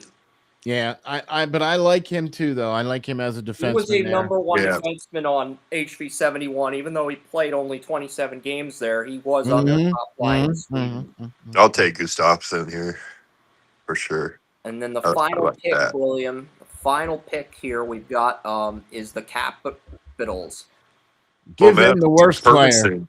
Give them the worst player you possibly can, William. I don't care who it is. Pick the worst. No, I'm just kidding. The worst player on my board is Lars Steiner. He was a preseason top 10 pick. Yeah, who pick him. last Pick fell to him. the I'm second just round. kidding. I'm just kidding. This is how William is with Seahawks and Cardinals and Rams picks. He's the same. Oh way. man, they always take my guys. You know, like Right? Yeah. Right. So like the it's last crazy. couple of years, they've taken Ryan Leonard, they've taken Kristall, right? So Washington has got quite a bit of talent in the wings as far as offense is concerned. So I would be looking kind of defensively for them.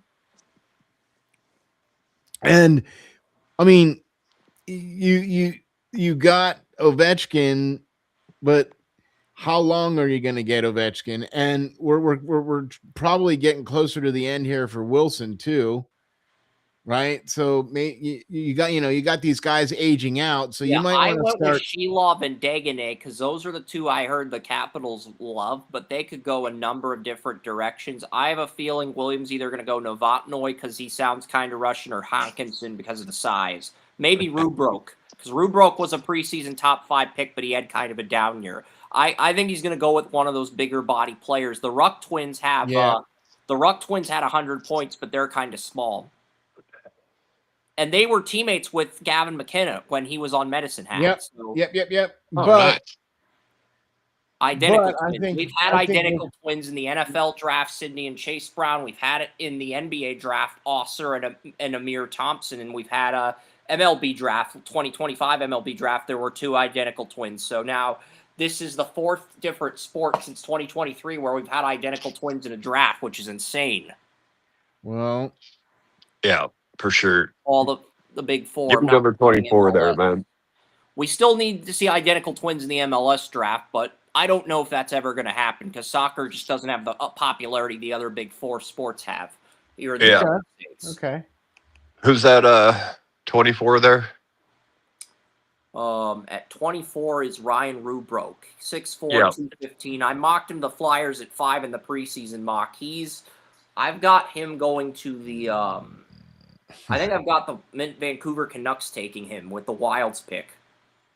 I'll be honest with you. I don't like any of the availability of any of the players for Philadelphia at their pick at 21. There's not going to be there's not going to be anybody left. There's not going to be anybody left and they're probably not going to be able to trade up because they only have 5 picks this year. Right? Right. So you're not going to see a real big splash from the Flyers this year at all in the draft, unless they can pull off a trade where they trade some in-house talent. That's the only thing you're going to see from Philadelphia this year, I think, because they only have 5 picks. Yes, sir. Yes, sir. I like Rubrok here. You know, Yeah, I mean, he improved his point total. He went from 51 points to 58, and he got his plus minus ratio up from -34 to +1. So Right. I mean, that's good. 10 power play goals, 6 game-winning goals, and 2 face-off wins after converting from center to left winger. So he only won 2 face-offs because he made the transition from center to left winger. Yeah, and I'm gonna say this as kind of correlated to football here, and just oh man, where was I going with that? There's that CTE kicking in. My brain went off the chart, but no, like I said, I mean, some of these guys when you don't know who else to pick, I saw the San Francisco 49ers. I saw them panic when Casey Concepcion and Dylan Thieneman went, a couple picks in front of them, and then all of a sudden, the announcers started to stutter and everything else, and then it wasn't the 49ers pick. They had traded out of the first round. And then they did it twice, and it was like, man, I saw them absolutely panic when they didn't know what to do. I believe, they absolutely thought they were going to get one of those 2 players, the Browns and to the Chicago Bears at 25, and so it's kind of one of those things where you say, what am I going to do? And I'm sure the Gus Scouts in there, pounding the table for different guys, but maybe that's what it'll come down to is who pounds the table the hardest, on what guy. But that was it. Having a down year, like Chris was saying, it was like Carson Beck had a down year and still made it to the championship, to the championship game, and he was my quarterback one, and he has the hardware, to prove it. And it's just one of those things, man. You got to make a judgment call when guys go off the board. And what the Niners did with DeZon Stribling, that was just completely off the map, completely off the reservation, as they say out here in Colorado, and one of those things like that, it's like, wait a minute, you're going to start maybe listening to, who pounds the table the hardest. I knew that the Niners were going to take a wide receiver. I knew it, and I looked at all of them. And when they started saying his name, the guy stuttered for a minute and then said Dijon. And I'm like, who the hell is that? They said Stribling. And I'm like, what? I had watched film on all of them. I thought all of the receivers, that could be taken at that spot. So it's kind of a panic pick, and well, you definitely don't want to be doing that kind of stuff. No, is not panic picking. You know what I mean? That's not going to usually bode well. Yeah, and then they traded back into the first round and traded right back out. And I saw Shanahan saying, "Oh yeah, well we got all these extra picks." No, you didn't get all these extra picks. You got like 3 picks, like low picks, and one next year, and that whole deal. And it was like, I don't know what you guys were doing. I turned on the film, and I mean, I'm sitting there watching the Stribling, not be able to get off the line. It's just when he said that, he sounded like a chicken that's eating beef jerky that's got medicinal marijuana in the beef jerky. That's what it sounded like. Well, alrighty then. I like it. Oh my gosh. I like it, man. It we was went way off the reservation on that one. Yeah.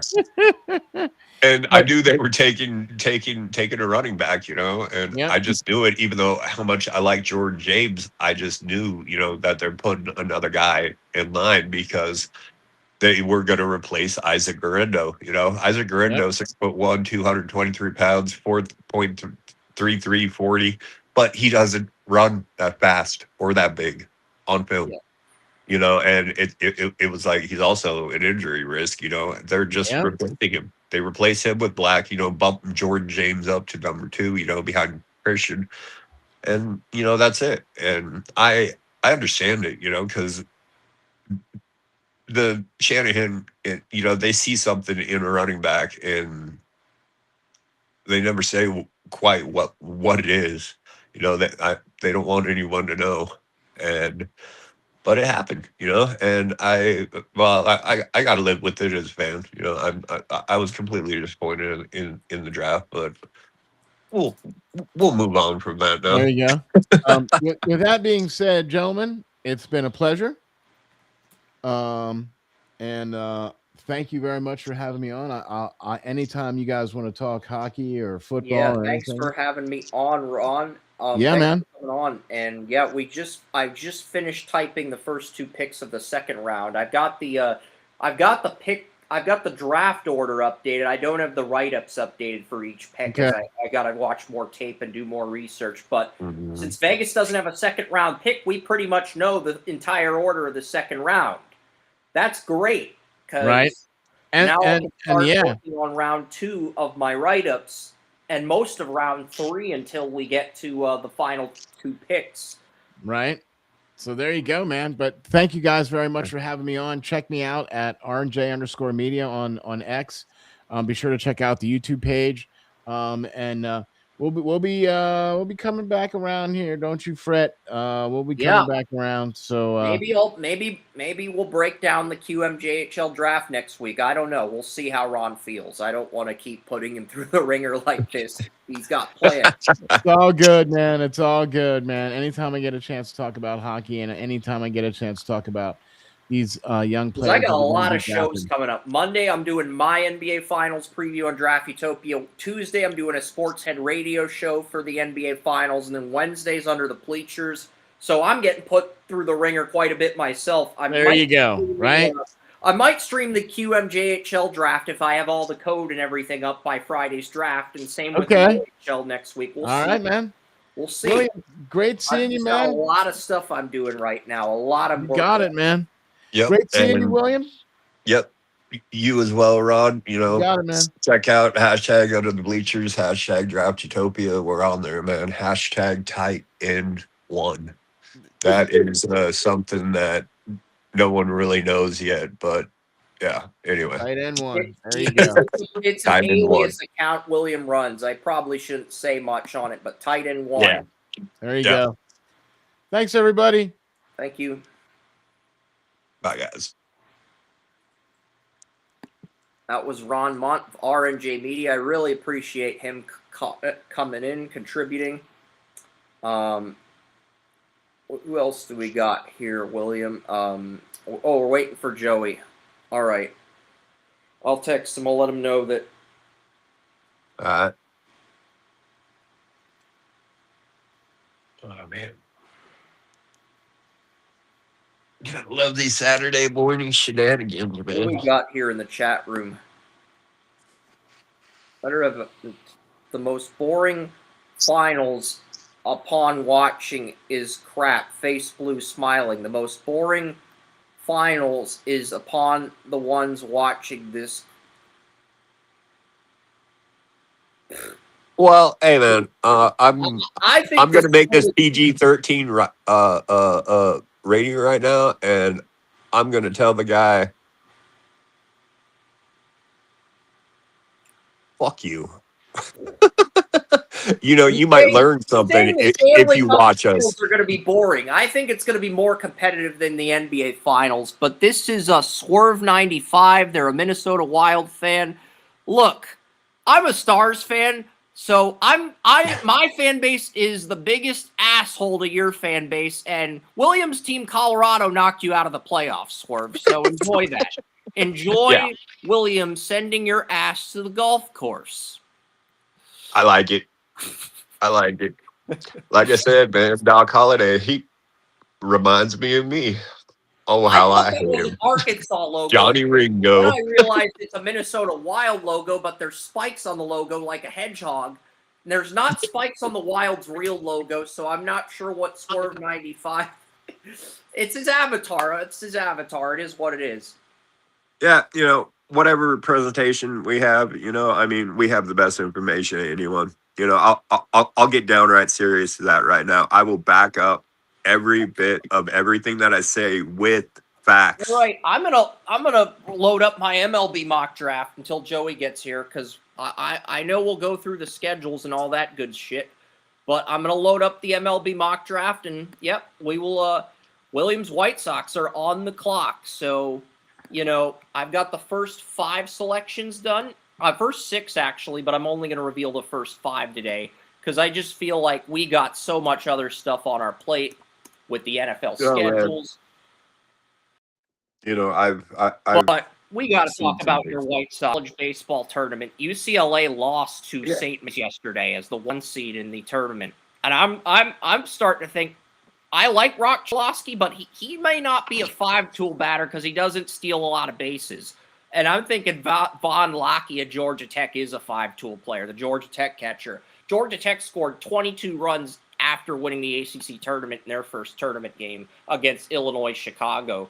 So, but the White Sox have 7 players they're looking at. They're looking at all 7 players in our MLB Draft Simulator, and they're also looking at they're also looking at they're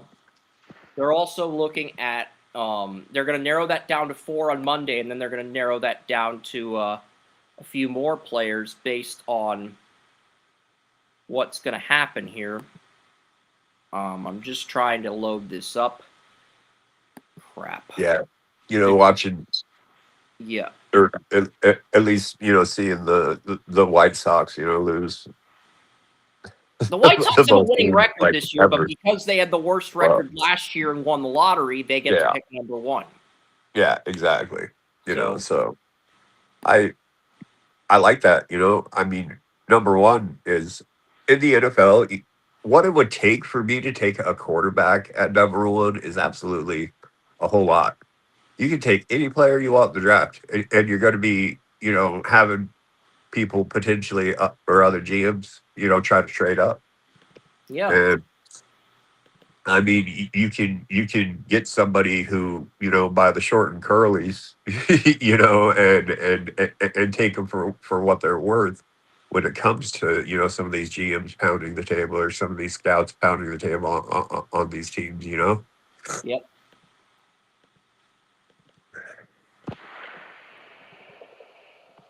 I gotta read a little bit about this. I don't know so much about baseball anymore. Definitely got to get into it. Okay, now I accidentally put an extra W in Rock Chalowski for the photo for the mock draft. So I'm gonna put that. So I spelled the name wrong when I did this, but I really don't care. I have to put some photo up for the mock. But the White Sox are looking at 7 players. They're looking at Rock Chalosky, Grady Emerson, Von Lockey, Jackson Flora, Justin LeBron, Eric Booth Jr., and Jacob Lombard. All 7 players are finalists, and I hear they're going to narrow it down to 4 with Chalosky, Emerson, Lockey, and Lombard being the 4 finalists.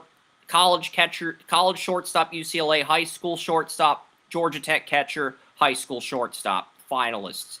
And they're talking about moving Colson Montgomery to second base to complement third baseman Miguel Vargas and Munetaka Murakami, because those are the only 3 batters that have 10 or more home runs. They don't have a guy with 10 stolen bases. They don't have a guy who bats 300.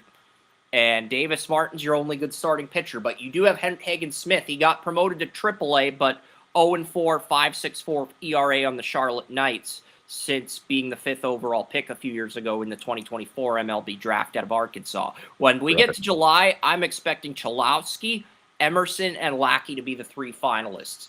Chalowski's been the preseason favorite to go 1st overall since the start of the season, and he's lived up to the hype during the regular season, winning Big Ten player for the 2nd year in a row. But UCLA, first 1 seed since 1999, since the field went to 64 teams to lose the first game in the regional. The very first team since the college baseball tournament went to 64 teams. But if Grady Emerson or Von Lockey keep performing well, Chicago may take one of them over Chalosky if they agree to take less money. I'm still going with Chalosky at 1 for now, but I think this I is like gonna, that, man. One baseball scout compared him to Jeter, and if that's the case, we'll see what happens here. But I'm going to pull up the Yeah, MLB Simulator. and I don't. Sounds like you want Cholowski as well, but the more I watch Lockey, the more I'm tempted to move Lockey up to 1. But it just depends on what happens as this tournament progresses. yep. And shortstop. I always played third base when it came to, and it was because my coach, as he said it, I was the only one that could make the throw to first base. Yeah, The longest throw, and I think I played shortstop. center fielder, but yeah, Yeah, and it's shortstop and third base are absolutely fun positions to play. They're you get almost all of the action of the game. I mean, yep. and you have to stand up, you have to We've got shine. a player at every position, William. Left fielder, we've got center fielders, we've got right fielders, we've got third baseman, shortstops, Yep. second baseman, first Well, baseman, catcher, yep. designated hitter, starting pitchers, long relievers, middle reliever, setup pitcher, and a closer. I had to watch some college baseball yesterday to pinpoint those reliever guys, but I've got the board up to 52 players, and we've actually got one player at every position. I also want to thank Jonathan Mayo. He helped me find the DH. This guy went to the same high school as Shohei Ohtani, by the way. 6'1", 270, the Stanford DH, so that's pretty crazy, but because usually those international players that are big-time stars are not available in the draft. Usually they flock to the Dodgers like bees on honey. Like, literally. But, yeah, I'm guessing you want Cholowski on the White Sox as of now. But it could – I'm guessing this is going to come down to Cholowski and Lackey. I mean, I don't think the high school shortstops are in play, even though the media says they're in play. William? Right. Yeah, the media, they do things to get ratings, Yeah. to get Agreed. it's crazy what they do, pushing some of these guys up, to try to get some interest going, to try to get some intrigue going, and there's so much money behind some of these players. Exactly. So Rock And- Cholowski to the White Sox, and then number Yes, sir. 2 was the Tampa Bay Rays. I went Grady Emerson here. I know they drafted a shortstop in the first round of last year's draft, but he's only batting .250 in single A, and they're saying he's going to move to third base. So I think, and Grady Emerson's not only someone who could surpass Pierce on single A, it would put Pierce in a position where he has to move over to third base. But I just think Emerson's one of these outfielders. He doesn't hit a lot of home runs. He does steal a lot of bases. Great fielding percentage at Fort Worth Christian High, Texas. I think Emerson's to that. The Charge had the off the field stuff. He's going to be doing time. It just feels like I think Emerson's going to be the pick for. I think Emerson's probably the pick here. At 2. I want to throw into the factor of some of there anyway. No, bad teams. Bad teams with bad GMs do bad things. Yep. It's like the Cleveland Browns. It's just the Browns doing Browns kind of things. But there's a reason. The gold isn't always at the top of the draft. It isn't always there. Of Teams course, love- there are some Yeah. that are absolutely just, you can see them shine from a distance, and that they're gonna be something, and I mean those are the guys that are, but that's not necessarily who But the the media Rays is are promoting. probably just going to keep drafting shortstops until they get their guy. 'Cause Yeah. high school shortstops are trial and error. But Yeah. I think Emerson, we both have Emerson at 2. Number 3, I think is going to be Von Lackey. He's the consensus third best player. The catcher, the catcher's 6'2", 215. His batting average is skyrocketed. It went from 347 to 410 this year. He's hit 18 home runs. Only 14 stolen bases compared to 18, but he's hitting with more power. His slugging percentage is improved. I feel like Lackey may end up being more of a 5-tool player than Cholowski or Emerson, but I can't argue that the shortstops are probably going to go 1 and 2 because most MLB scouts think there's a drop off after Cholowski and Emerson. But I think Lackey is a dark horse to go first. And if the White Sox pass on Cholowski, I think the pick will be Lackey. I think the Twins are I think the Rays are locked in on Grady Emerson at 2, and I think whoever the White Sox pass on is going to end up on the Twins at 3 between Cholowski and Lackey. Or the Rays would take Cholowski at 2 if the White Sox took Lackey, and the Twins would get stuck with a high school player, which is what you're hoping for if Cholowski doesn't go first and they take Lackey. Yeah, for sure. You know, and I mean, you know, we were talking about Goon earlier. I just got done watching Major League again, you know, and yeah. Major League is an awesome movie. Yeah. But Bob Lackey's a beast. For sure. I think Lackey's going 3rd. 4 is where this gets interesting because the Giants, they've got the batters, but they need pitching. Jackson Flora has been amazing this year. 11-0. His ERA is 1.05 on the year. That's just incredible. If Flora agreed to an underslot deal with the White Sox, I think you could make a case for him. I know the White Sox, I know they're looking at batters, but man, this is a good pitching draft, and Flora's ERA is 11-0, 1.05 ERA, 94 and a third innings. If he had over 124 strikeouts, 2 complete game shutouts this year after having 1 complete game shutout last year, honestly, I know the White Sox took a player from UC Santa Barbara in the first round of the 2015 draft. It was a disaster, but honestly, Flora should be in consideration with these top 4 picks for the White Sox at 1.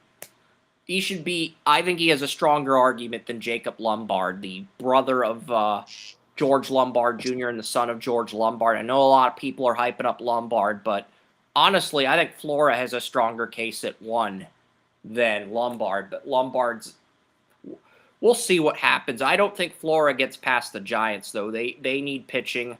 I've seen some mocks with Flora going to the Twins at 3. I've seen some mocks with him going to the Pirates at 5, the Giants at 4. I think the Giants, they hired Tennessee's manager who led them to a college baseball championships, now the Giants manager. I think the Giants are going to draft the local pitcher. They're going to go Flora. There's other players on this if you want to pick someone else just for the heck of disagreeing with me, but it sounds like sir. We got where are we at now? We're at pick 4, so we agreed on the top 3 picks, but we got Jackson Flora here. We've got Eric Booth Jr., Drew Burress, Georgia Tech center fielder, Jacob Lombard. He's projected to go. Some have him in the conversation to go 1. Gio Rojas, he's a high school pitcher. Justin LeBron, Alabama shortstop. Hako Pian, Cameron Flukie. Northern Illinois beat Coastal Carolina in a regional game 12-10. I don't know if Flukie was pitching yesterday. I can look into that. Ryder Helfrich, Arkansas catcher. Derek Curiel, LSU. Hunter Dietz, LSU Arkansas starting pitcher. Straw Snyder, AJ Garcia, Brody Bumilla from Bishop Freeman in Massachusetts. He's the first left-handed pitcher since Tom Glavine to play high school baseball in Massachusetts. That could be a first-round pick. Tyler Bell. There's a lot of names, William. I feel like I've scrolled down too far now. Oh, yeah. Scroll back up a little bit. Let me see where we were. We were on pick 4. But Flora's 11-0. He's got a 1.05 ERA. ERA is almost under 1, which is just unreal. I think you got to go with him at 4 just because that resume, and it's a local guy. The Giants are picking at 4. If he's at just over 1, I mean most pitchers don't have ERAs that are close to 1 at the college level. High school, college, it's like no. Oh, well, yeah, because high school, you play so many of these kids that just aren't, you're not playing against competition. But, once you step up to college and once you get up to that higher bit, I mean, I really respect, GMs that take chances, and stand out from others. Some of them it's still that what the fuck moment, but it's I mean some of it ends up to be brilliant. And yeah. Yeah, and the Twins, they've got a lot of players. But the thing is with the Twins, like catcher who's going to be a UFA at the end, and I think best player available here with Von Locke. They do have good catchers. Ryan Jeffers is a UFA at the end of the season too. That's the other thing. Ryan Jeffers. Yeah, that absolutely. And That one makes. With how bad the Twins have been this year, I expect them to shop some of these guys, especially Ryan Jeffers. I think he will be moved at the trade deadline because right now, outside of Cleveland, the Tigers are in last place, which is surprising since they knocked out Cleveland in the playoffs last year. Flora, I would think, the ERA is just too good. I went with Eric Booth Jr. to the Pirates. Connor Griffin was a center fielder in high school, but the Pirates moved him to shortstop, and they gave him a 9-year, $140 million contract prior to promoting him to the majors, Connor Griffin. So they're not going to draft a shortstop. I see all these MLB mock drafts giving the Pirates a shortstop. Stop it. They just paid Connor Griffin, their 2024 first-round pick, a 9-year, $140 million deal.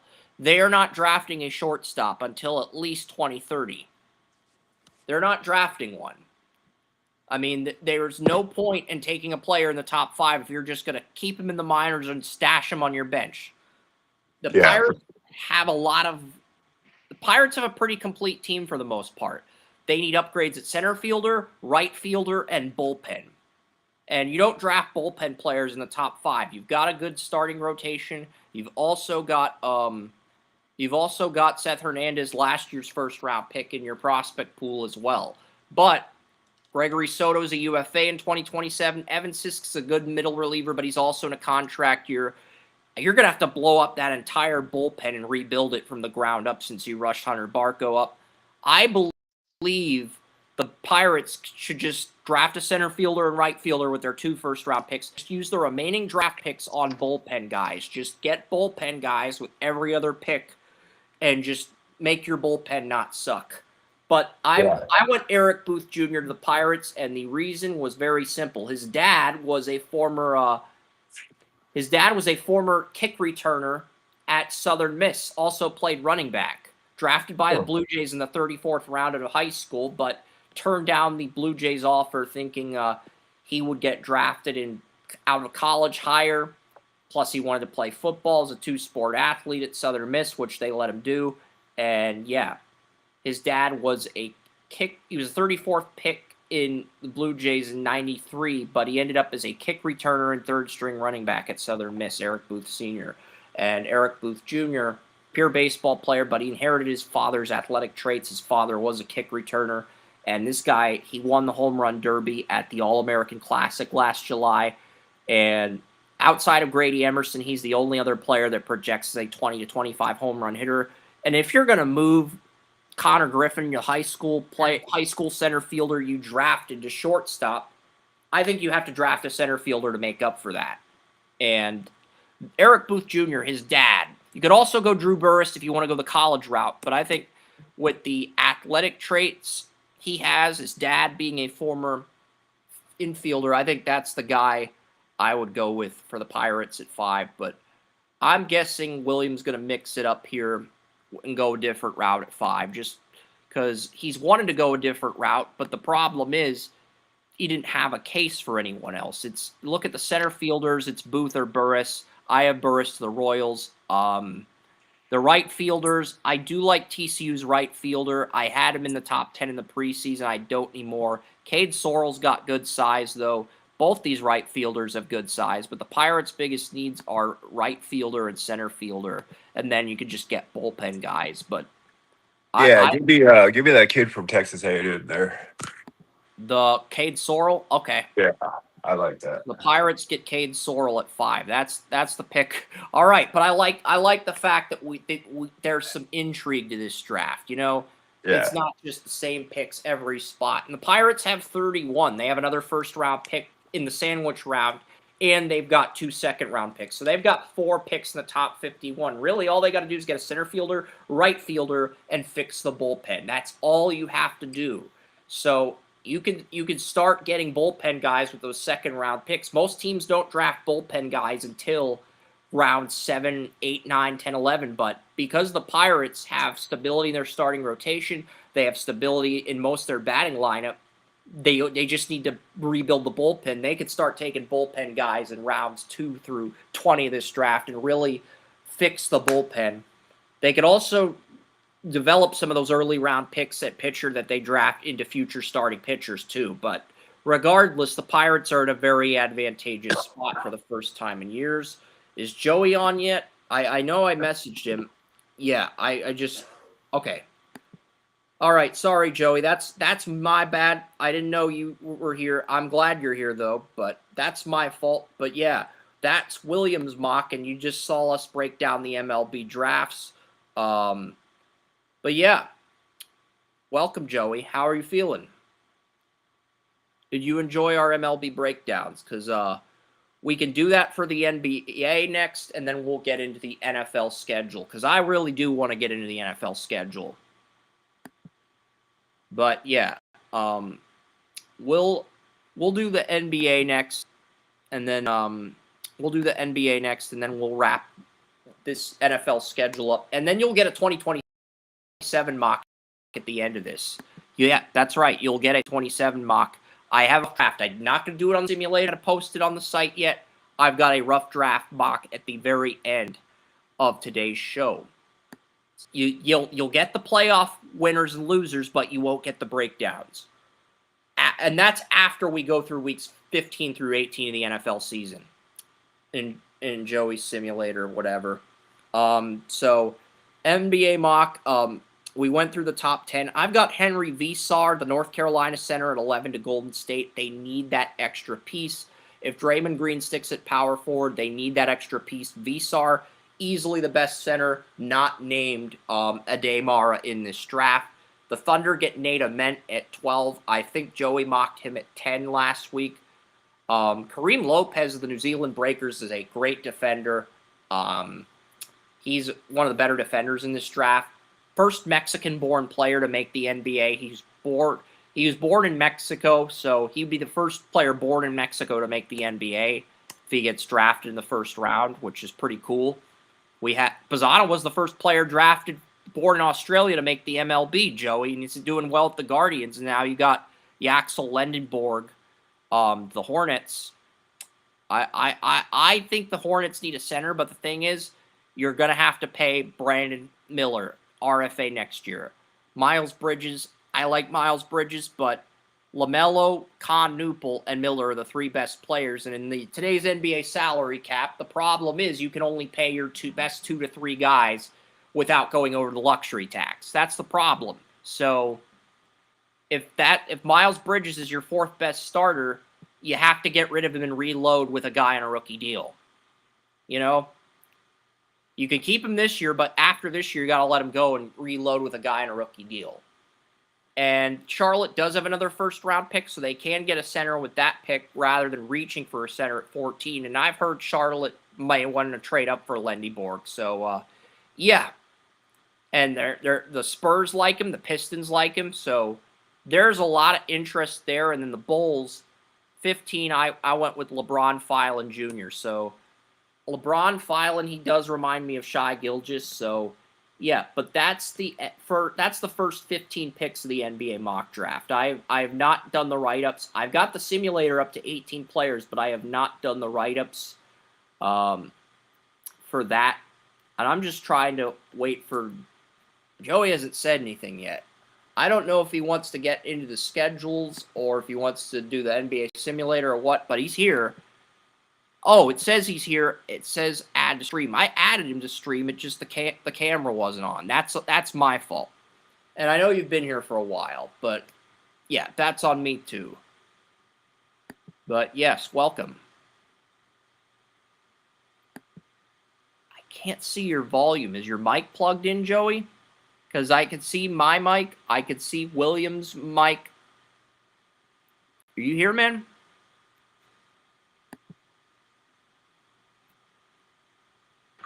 Wait, sorry, what was that? Reps? Is Joey here? That's what because I know he's here, but like I can't see the audio for his mic. Because I can see your audio, I can see my audio. I can't see a mic. I can't see a microphone with audio from Joey. So is Joey just observing? Would he prefer to call in through the phone? That's what I'm trying to decipher. Yeah.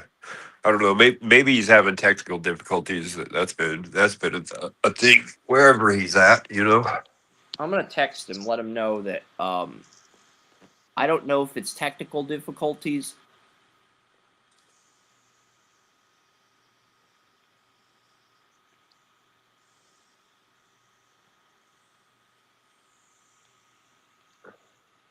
Oh, he's typing on Facebook. I can see a little doot. He's saying Restream isn't letting me unmute. Hold it. I texted Joey and told him to call me. Call me on my cell phone. You can speak through the cell phone. I know it's difficult, but I feel like this is the only play if Restream's going to be a dick to Joey.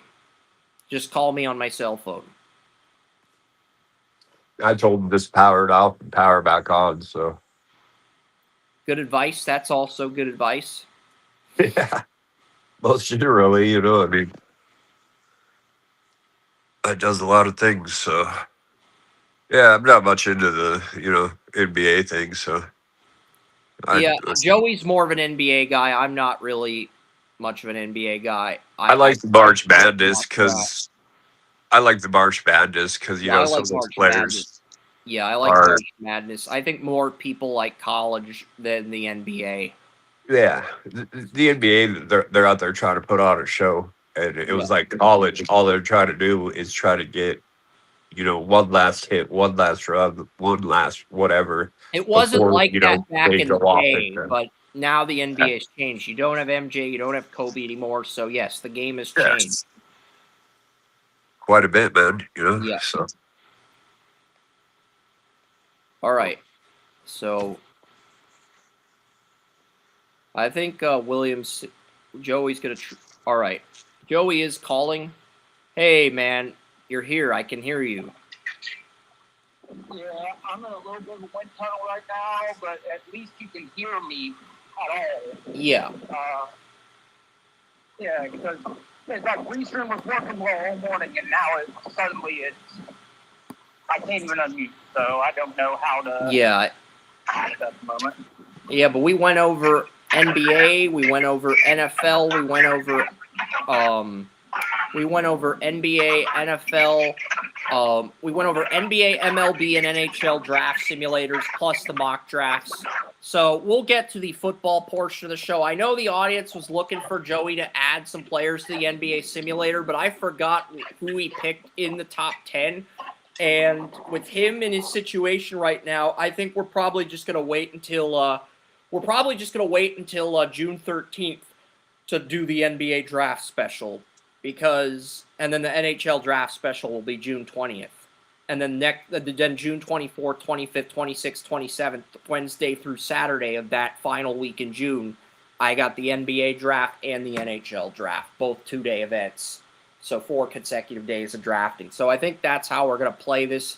But now we can just now we can go through the schedule. We can go through the NFL games, and then we'll go through. I'll pull up Joey's simulator here. We'll go through weeks 15 through 18 because I believe Joey's simulator through the Brave browser. I believe that it is still the same. It did not reload or F you over, which is amazing because usually it does that. So and then we'll go through the 2027 mock that I did on my phone at the end. Yes, I did promise a 2027 mock. It's just a rough draft. It's not the permanent mock, but I will go through that later. It spun around and took the stuff off of the ducks and the geese and the chickens. Sounds like Williams here, but there's some stuff going on in the background. because I'm sure you are ready to play this out. Week 15. We got the Bengals and the Cardinals on Thursday. Bengals play the Panthers on Thursday Night Football. So,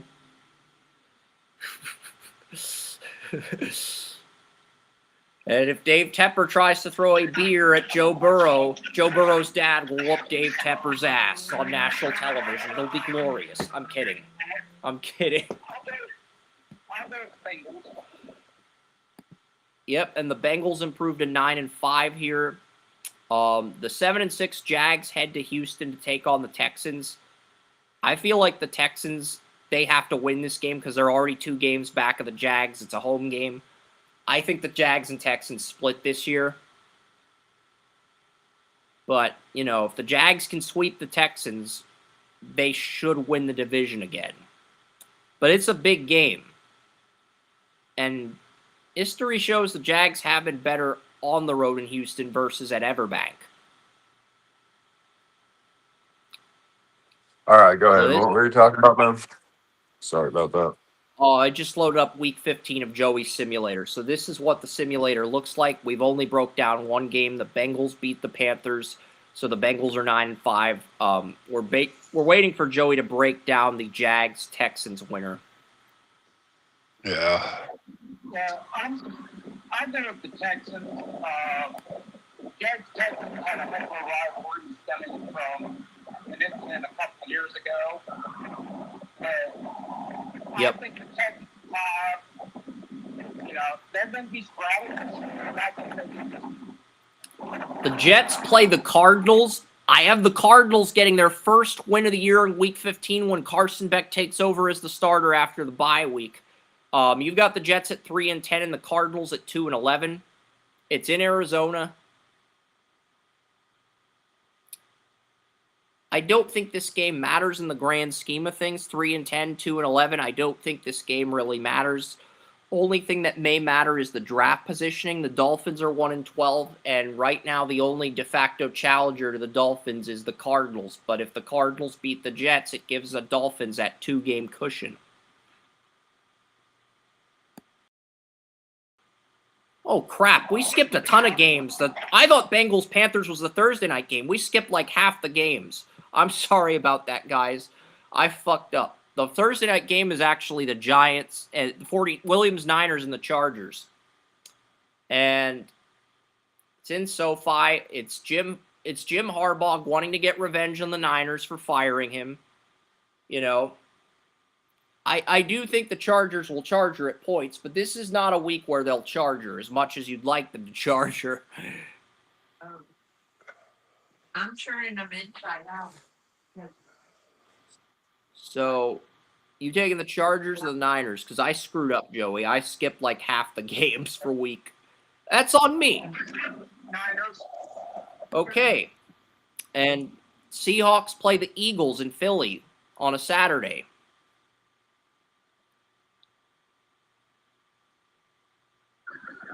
Eagles. So the Eagles win their 8-6, and now we've got the Bears and Bills in Buffalo on a Saturday right now. This is one of the games. Those are your top 2 teams. Your number 1 seed in the NFC is the Bears. Your number 1 AFC team is the Bills. I've got the Bills winning this. It's in Buffalo.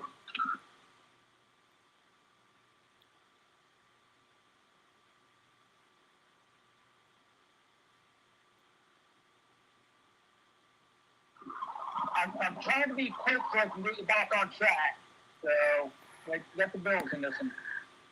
Damn, the simulator's got the Bills beating the Bears 39-19. That's called a whooping. I mean, I don't think it's going to be that ugly. I think it'll be closer than that, but I still think the Bills will win. The Dolphins, they play the Packers in Green Bay. The Dolphins will just be lucky if it's not freezing, but I'm guessing you're taking the Packers.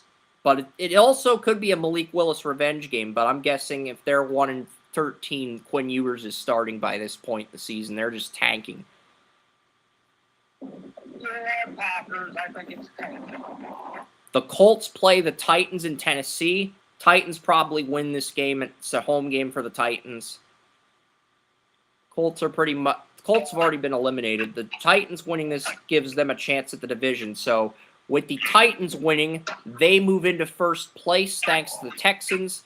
And that division has a bunch of drama. We've got the Browns taking on the New York Giants in New York. This will be a fun one. I got the Browns by field goal. But I think that one could swing either way. Yeah. Depending on one call or one play. William and I both took the Giants, but I could see that. I could see the thought process behind that. You got the 8-5 Ravens heading to Pittsburgh to take on the 4-9 Steelers. So Steelers have already been mathematically eliminated. The Ravens taking the Ravens? Yep. Okay, so the Ravens are 9-5. So the Patriots, they have to wait another week to get back into the playoff picture unless the Broncos lose the Raiders. I think we both took Baker to beat the Saints. It's in Tampa. And then Falcons-Commanders was the last game, and then we're all caught up. It's in Washington. All right, so Washington 7-7, the Giants are 7-7. This is crazy though. The Eagles 8-6, the Cowboys 7-6, Jets, Cardinals, and Arizona. We're now caught up. I know this is a horrible game, but William and I both took the Cardinals. It's a home game for the Cardinals, but it's a horrible matchup. Nobody's disputing that. Yeah, and this is one of those times when Carson Beck is likely going to be starting. For the Cardinals. Yeah. It's because the Cardinals have a Week 14 bye week. They're one of the last teams to bye, and I think Carson Beck's going to come out. He's just going to dominate the Jets. He's going to make them look stupid for passing. He absolutely will. He's got big pride. This could be a Carson Beck Cade Klubnik game. I think Carson Beck and Cade Klubnik faced each other in the Chick-fil-A kickoff game a few years ago. Sure. This could be the first NFL start for both Klubnik and Beck. If you really think about it. Yeah, for sure. Klubnik is in a great spot too. I mean, well, besides the team, the team situation, he's in a great spot. Yeah. But, the Jets do Jets kind of things. It's like the Browns doing Browns kind of things, and the Chargers chargering. Yeah. All right. I'll go with the Cardinals in this one. All right, so the Cardinals now have a 2-game. The Dolphins now have a 2-game lead in the number 1 pick race. The Broncos play the Raiders. I took the Raiders in an upset over the Broncos because I think Mendoza will be starting by this point in the season.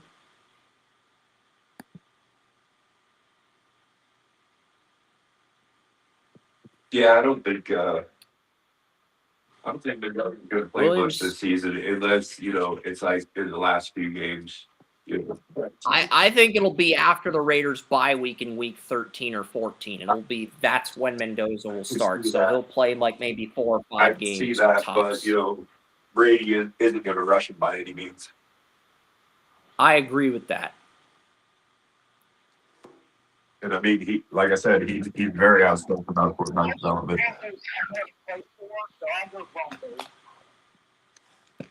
All right. And the Broncos now 10-4. The Cowboys play the Rams in LA.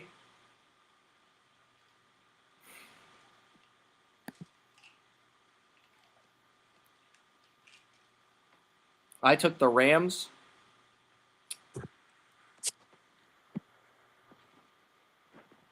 Yeah. I took every home team except for the Patriots, who play the Chiefs in Arrowhead on Monday Night Football. So I took every team except the Patriots. I want to see. But that's a game the Chiefs can win as well. I want to see what Drake May will do in that game. He needs to stand out, and he needs to do it on the next stage. Because right now the Patriots, they're already. But we'll get to that game when we get to that game. Cowboys or Rams? You got I'm going Rams. It's in LA. It's in LA, so we'll see what happens though with this playoff race. We got Lions and Vikings on Sunday Night Football. 7-6 Detroit versus 3-10 Minnesota. I've got the Vikings winning. this game. But right now, the Lions control their own destiny because you've got 7-7 Seattle, 7-7 Saints, 7-7 Cowboys, 7-7 Commanders, 7-7 Giants. So if the Lions win this Sunday night game against the 3-10 Vikings, they have the final wild card, barely. But if they don't, I'm just curious what happens. I think Joey's going to pick Detroit. I'm just curious as to who gets the 7 seed if I pick Minnesota. Seattle moves into the 7 seed if Minnesota pulls the upset. Yeah, I go with Detroit here. I have more confidence in the Lions than I do in Minnesota. I don't have Detroit making the playoffs, but I can understand the thought process there. And then the final game is Patriots-Chiefs in Arrowhead. This is a big game because the Chiefs need this win to stay in the 2 seed. The Patriots need this win to stay in the playoff race because even if they win this game, I think they still trail the Bengals. I got the Patriots beating Mahomes on the road. It's the only team I have winning on the road this week.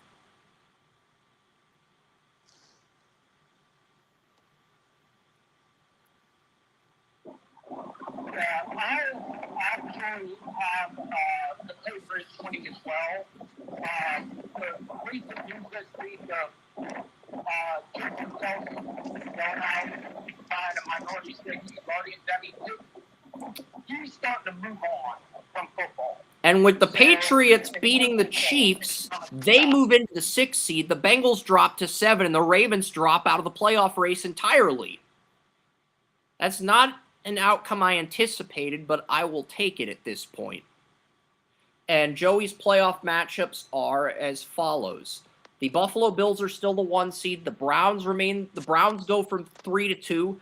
The Broncos move from 5 to 3.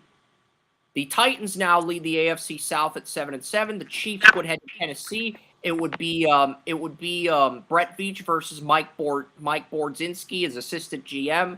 Patriots Broncos wild card rematch in Denver with Bo Nix, and then Browns and Bengals would be the 2-7 game. NFC, the Rams now are the 1 seed. They surpassed the Bears. The Bucs remain at 3, but they're in a 3-way tie with the Bears and Rams at 10-4. The Eagles now rule the NFC East at 8-6. The Niners are 9-5 with a rematch against the Eagles. The Packers are 9-5, locked into a wild card game with Tampa and the Lions. And we've got 3 weeks to go. I'll reveal my playoff bracket and Joey's after this, but I'm just going to reveal the bracket. I'm not going to reveal the winners or anything like that, but I'll reveal like my bracket. We'll get to week 16 though. We start out with Thursday Night Football. It's Texans, Eagles, and Philly. This is big because the Texans, they need this to stay in the playoff race. The Eagles need this to keep their NFC East lead intact.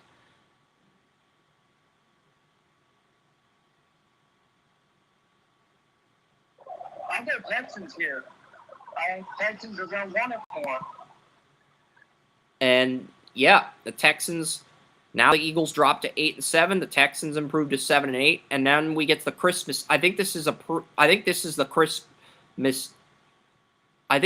Christmas Eve game because I think all these games are on Christmas Day. I think the Packers Bears is Christmas, Bills Broncos is Christmas, and Rams Seahawks is Christmas. So it is the Packers and the Bears in Chicago. This is the first game we're getting, I believe, on Christmas. I'm looking up the actual results here because I believe, let me see, week 16, is it December 24th through the 28th? I'm going to check the schedule really quickly on my yearly calendar. Yeah, we get one game on Christmas Eve, and that is the Eagles-Texans game. And then we get a triple header. Yeah, Eagles-Texans is the Christmas Eve game. And then we get 3 games on Christmas Day. Packers-Bears is the first of those games.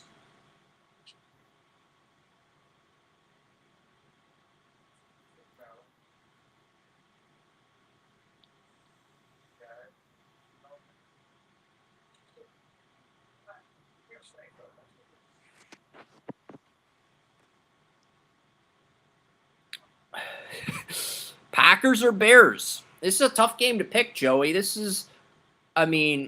Packers and Bears play each other twice over the final 3 weeks of the season. This is pretty much for the division. Yeah. Indeed. I'm going on Williams, but I'll go with Bears in this one. Yep, and the Bears now, they've got that 3-game lead over the Packers. Unless the Bears lose out, the Packers win out. I'm pretty certain the Bears will win the division here. Next game is Bills-Broncos. When the Bills lost the Broncos, my mom was so pissed. She talked about boycotting the rest of the playoffs. She ultimately didn't. And then the Broncos, if you pick the Bills, you piss off Williams' mom. If you pick the Broncos, you piss off my mom. So you're going to piss off one of our moms on Christmas. That is inevitable. It is decided since the NFL decided to be. Watch out, man. You're playing with fire, bro. You are playing with fire because. I'm going to set a good tie. So I'm going to put that 24-24 tie. So Joey does pick a tie. William had a tie in his simulator. Well, Joey's now got a tie, and it's on Christmas. 24-24. No one gets a present, huh? You said I was going to piss off somebody, and I figured I was going to piss off everybody. So our first tie of the year happens on Christmas. But the tie puts the Chiefs in the driver's seat to take the division now. So the Chiefs move back up to 3. The Broncos are now at 5. The Rams play the Seahawks in Seattle. This is the final Christmas game. If the Rams win it, they pretty much eliminate Seattle from the division, but the game's at Lumen Field. If the Seahawks win it, they still have a fighting chance at the division because I think they play the Rams in week 16 and 18 like the Bears and Packers. So I think you're going to go with Seattle here simply because they are still mathematically in the playoff race and they need this game. The Rams would like to put Seattle away, but they've still got the week 18 game to do that.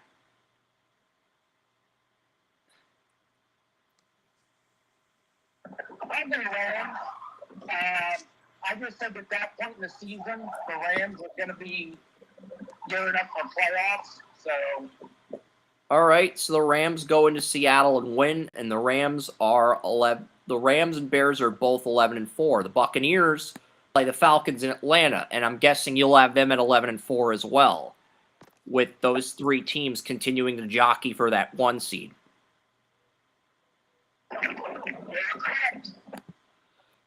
Next up, we've got the Bengals taking on the 3-11 Colts in Indy. I'm taking the Colts here. Interesting. They got to remember they won a game at some point. They remember that Yep. Yep. And then the next game is the Commanders and Vikings in Minnesota.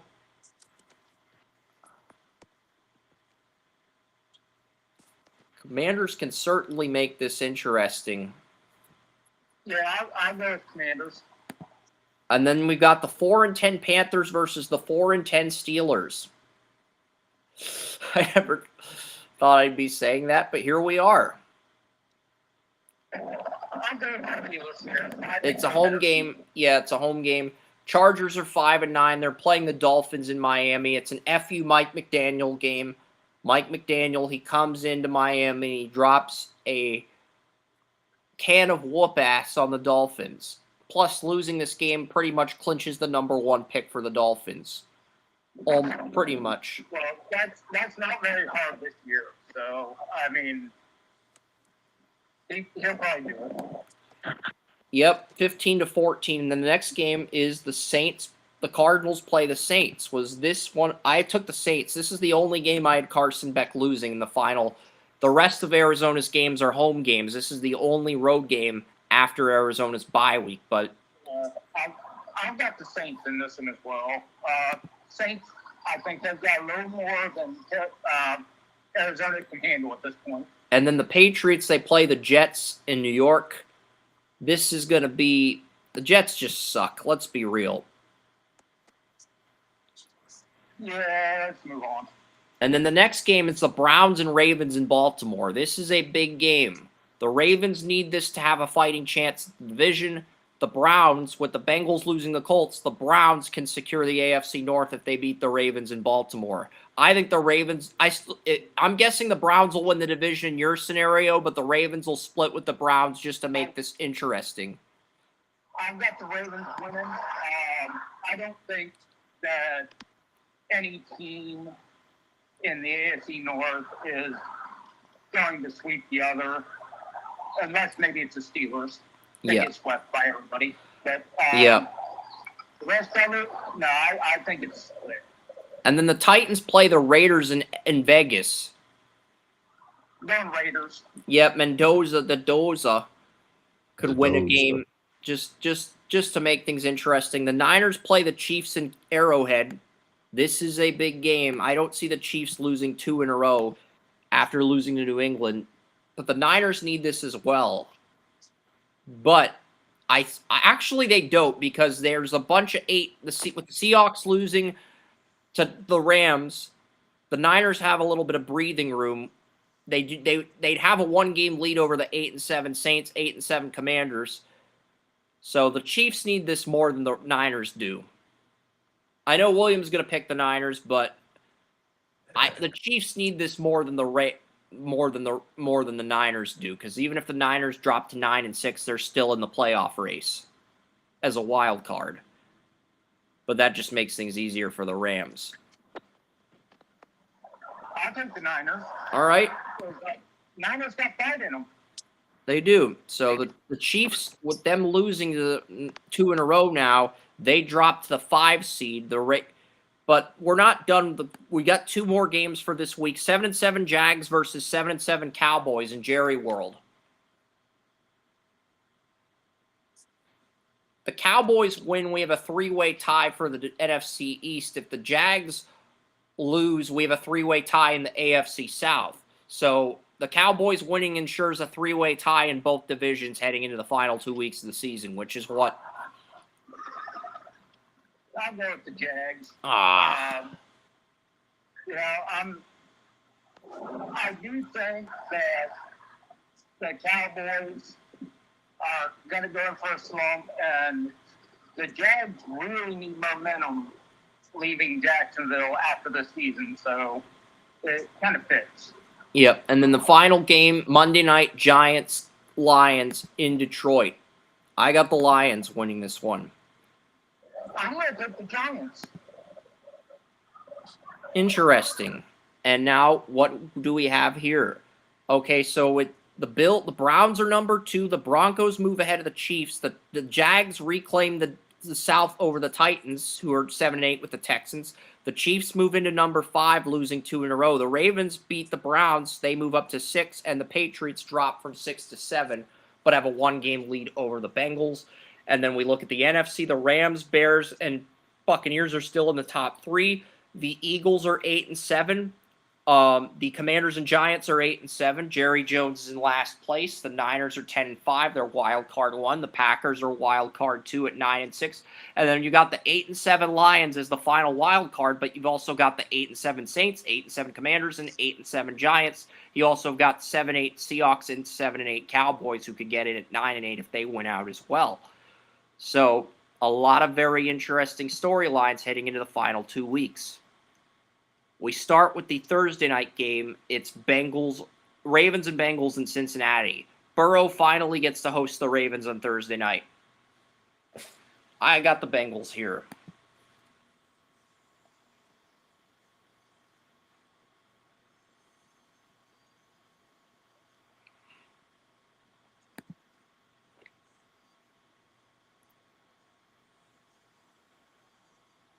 But this is a big game. And if the Bengals win this game, the Browns can lock up the division. Both the Ravens and Bengals would be 10-6, and that would give the Browns the chance to lock up the division with a win in either of the last 2 games. So it's Bengals, Ravens. I'm going to go with the Bengals in this one. I think the Bengals start with the hot. Yeah, because the Browns play the Colts in Cleveland, so they'll probably lock up the division if the Bengals win.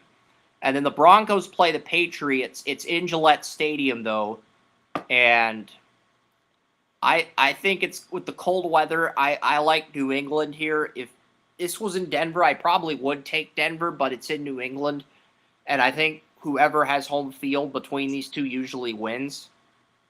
That's been the mantra of this rivalry, historically speaking.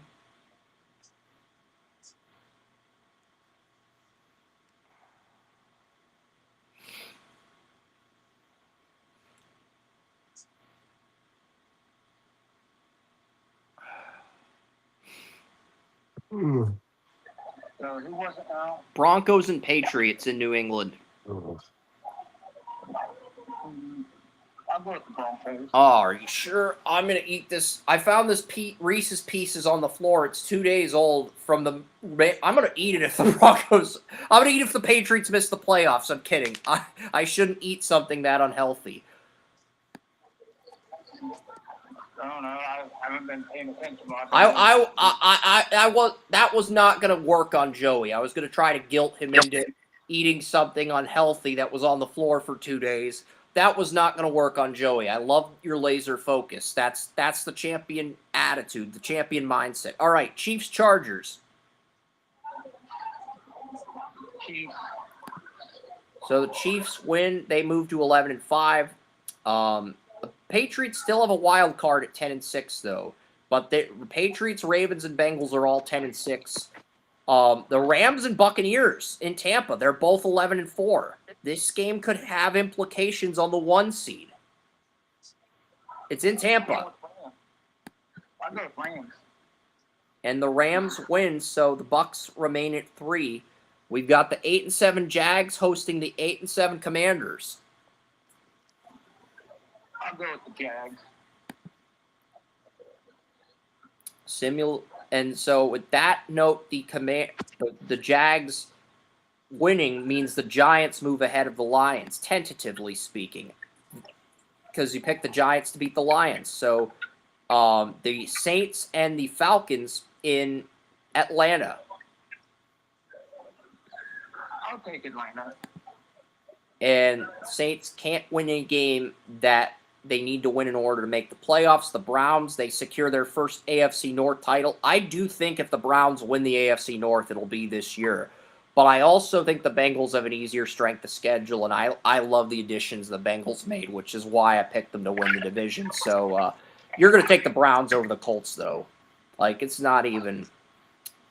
Yeah, the Colts have not impressed me this all season. I think they regret. And then the Giants head to Dallas to take on the Cowboys.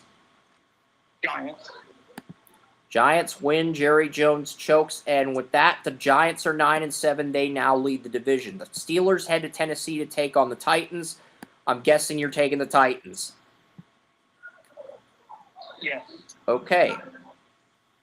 And then you've got the Bills heading on the Dolphins. The Bills are going to win because they need to in order to maintain the division. We've got the 3-12 Vikings versus the 3-12 Jets.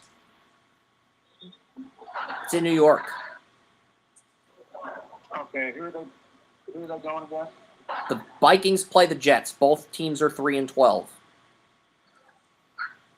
I'll go with the Jets because I do like some of the offensive weapons. It's in New York. Okay, the Panthers host the Seahawks. Seahawks improved to 8-8. The Raiders play the Cardinals. It's in Arizona.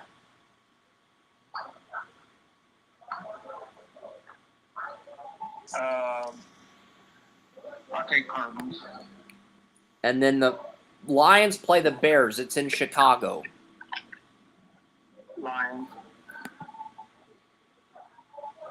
And then the final game, Eagles play the Niners. This is in San Francisco. Monday Night Football. I'll go with the Niners. Very, very interesting. So the Browns are number 2 behind the Bills. The Broncos are 3rd. Jags 4th. Chiefs remain 5th.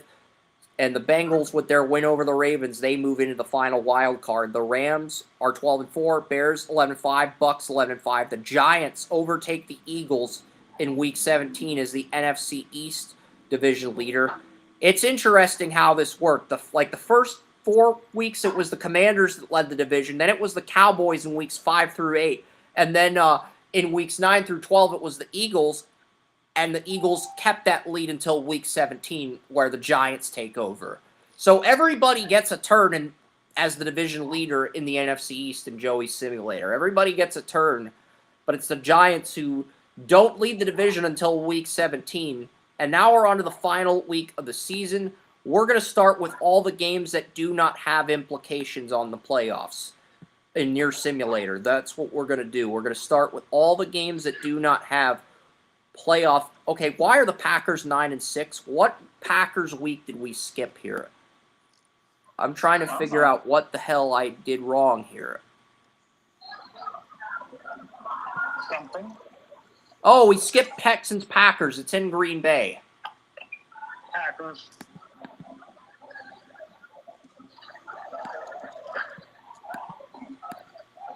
All right.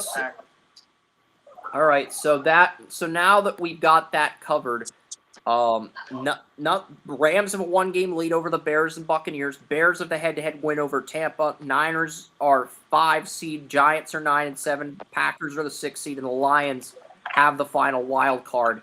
We're on to week 18. I'm trying to figure out what games have very little meaning here. We'll knock out Bills-Jets. It's in Buffalo, and the Bills already have the 1 seed locked up. This is a pretty meaningless game.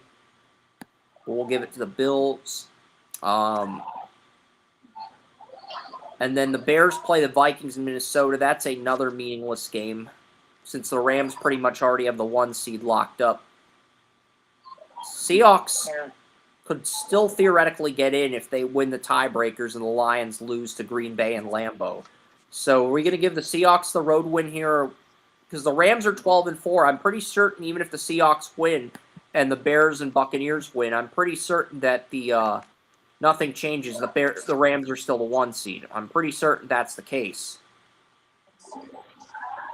So the Rams can rest their starters in this situation. Yeah, that works. All right. So if you want, I can give the Bucks the loss to the Saints. Simulator gave Carolina a win over Atlanta, but I can change it to Atlanta. It's in Carolina. It's a meaningless week 18 game. Yeah, but I don't think that Tampa's going to rest their guys. So I'm going to give it to Tampa. You're going to go with the Saints? It's in New Orleans? Okay. Bucks already got the division locked up anyway, so I'm looking at the other games here. Patriots should beat the Jets. Or Patriots should beat the Dolphins. It's in New England. So the Patriots, I'm looking at what games aren't going to matter. The Chargers, the Jags play the Colts. That's going to matter because it's for the division. Broncos versus, I'm just trying to think of what order. Let's go Niners, Cardinals in Arizona. Niners already have wild card 1 secured. They're already locked into a playoff spot here.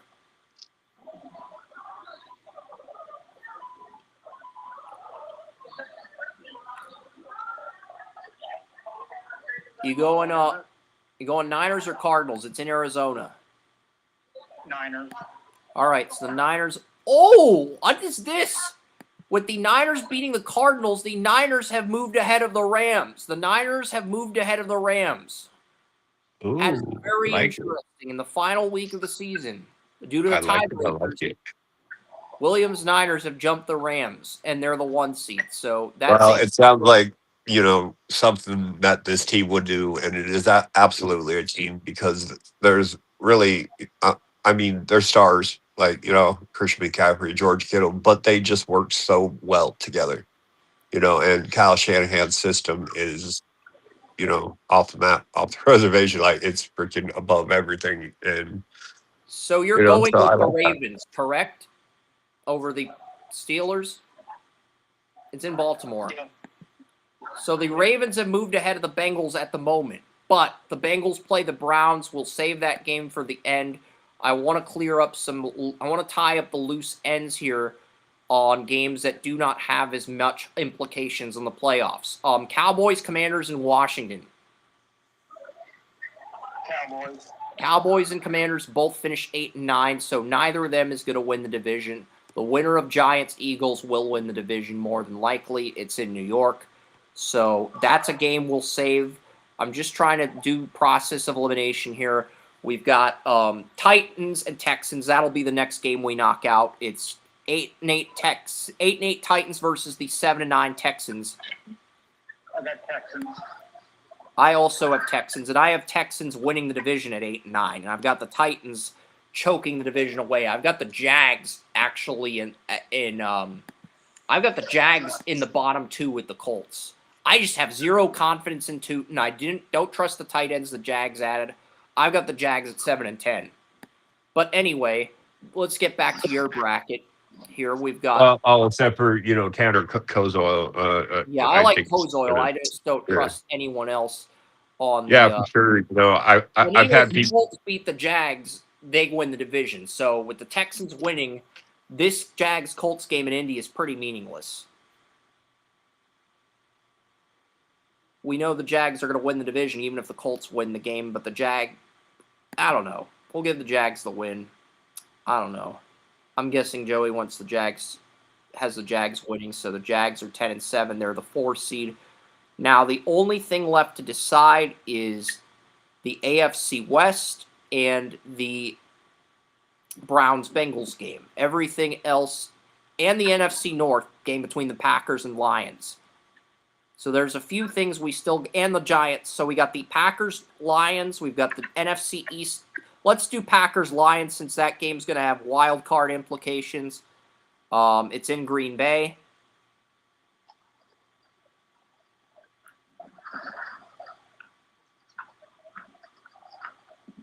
Lions. Interesting. I have the Lions missing the playoffs. But yeah, in this scenario, the Lions move up to 6, and Green Bay is now at 7. So there's one NFC game left. It's Eagles, Giants, and it's basically for the division.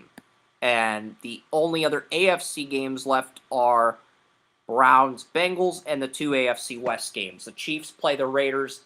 We'll do that game first since the Chiefs and Broncos both have home games against the Raiders and Chargers.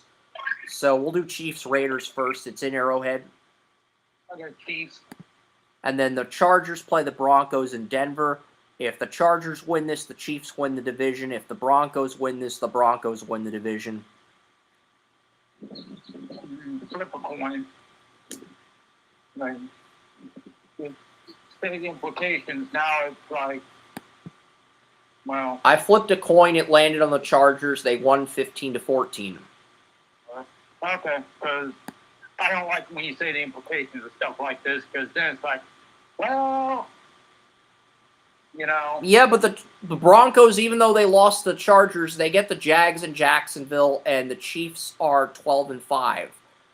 And that pretty much locks up the 2 seed for the Browns, because now they don't have to beat the Bengals to get in. What happens if the Bengals win? Who's out? The Ravens are out, and the Patriots are playing the Browns, the Bengals are playing the Chiefs, the Broncos are playing the Jags, and the Ravens are on the golf course. If the Browns win, the Ravens get the Chiefs, and the Ravens get the Chiefs, and the Patriots still get the Browns. It's just as a 7 seed instead of a 6 seed. But the Chiefs, the Chiefs winning actually moves them ahead of the Browns. So the Browns are now 3 after being 2 if they lose the Bengals, thanks to the Chiefs winning. So I got the Bengals winning. So. Yeah, I agree. The Bengals probably are going to win. So looking at your playoff scenario here, we'll look at my playoff scenario too. I'm going to share this tab, and then I will go back to Joey's tab. But here in my scenario here, I've got the 9-8 49ers edging out the 9-8 Commanders and 9-8 Lions for the last wild card. I've got the 10-7 Giants as my wild card 2. The 10-7 Bears are my wild card 1. And then we've got the 10-7 Eagles winning the NFC East. Because the Eagles swept the Cowboys, the Giants split with Dallas. The Packers win the NFC North at 11-6. The Buccaneers are number 2 at 11-6, and then the Seahawks are 14-3, and then I've got the Browns at 10-7, the Chiefs at 11-6. Joe Williams got the Browns missing the playoffs. Joey has them winning the division. I'm somewhere in the middle. I've got the Browns and Broncos both at 10-7, but the Browns win the tiebreaker for the last wild card. The Chiefs win the division. The Chiefs are wild card 1 for me at 11-6. The Patriots are 12-5. The Texans win the division at 8-9. The Bengals are 10-7. The Chargers are 11-6. They're the 2 seed. Justin Herbert may push Josh Allen for MVP, and the Bills are the number 1 seed in the AFC at 13-4. So that's my bracket. Joey and I both have the Bills as the 1 seed in the AFC, but he's got the Chiefs at 2, the Browns at 3, the Jags at 4, the Broncos at 5, Patriots at 6, Bengals at 7. So in my playoff bracket, I will reveal the playoff games because I'm going to do a 2027 mock draft. I will reveal the draft order, which means you're going to get the draft order for every team. Or I could just stop at 18 and do this in 2 parts. I could post the second part on Williams' birthday next week after we break down the playoff matches. Let's just start the 2028. Oh wait, there's one more thing we forgot to do, Joey. Eagles Giants for the NFC East. I skipped that game. It's in New York. I've got the Giants winning, but this is for the NFC East division. I got the Eagles.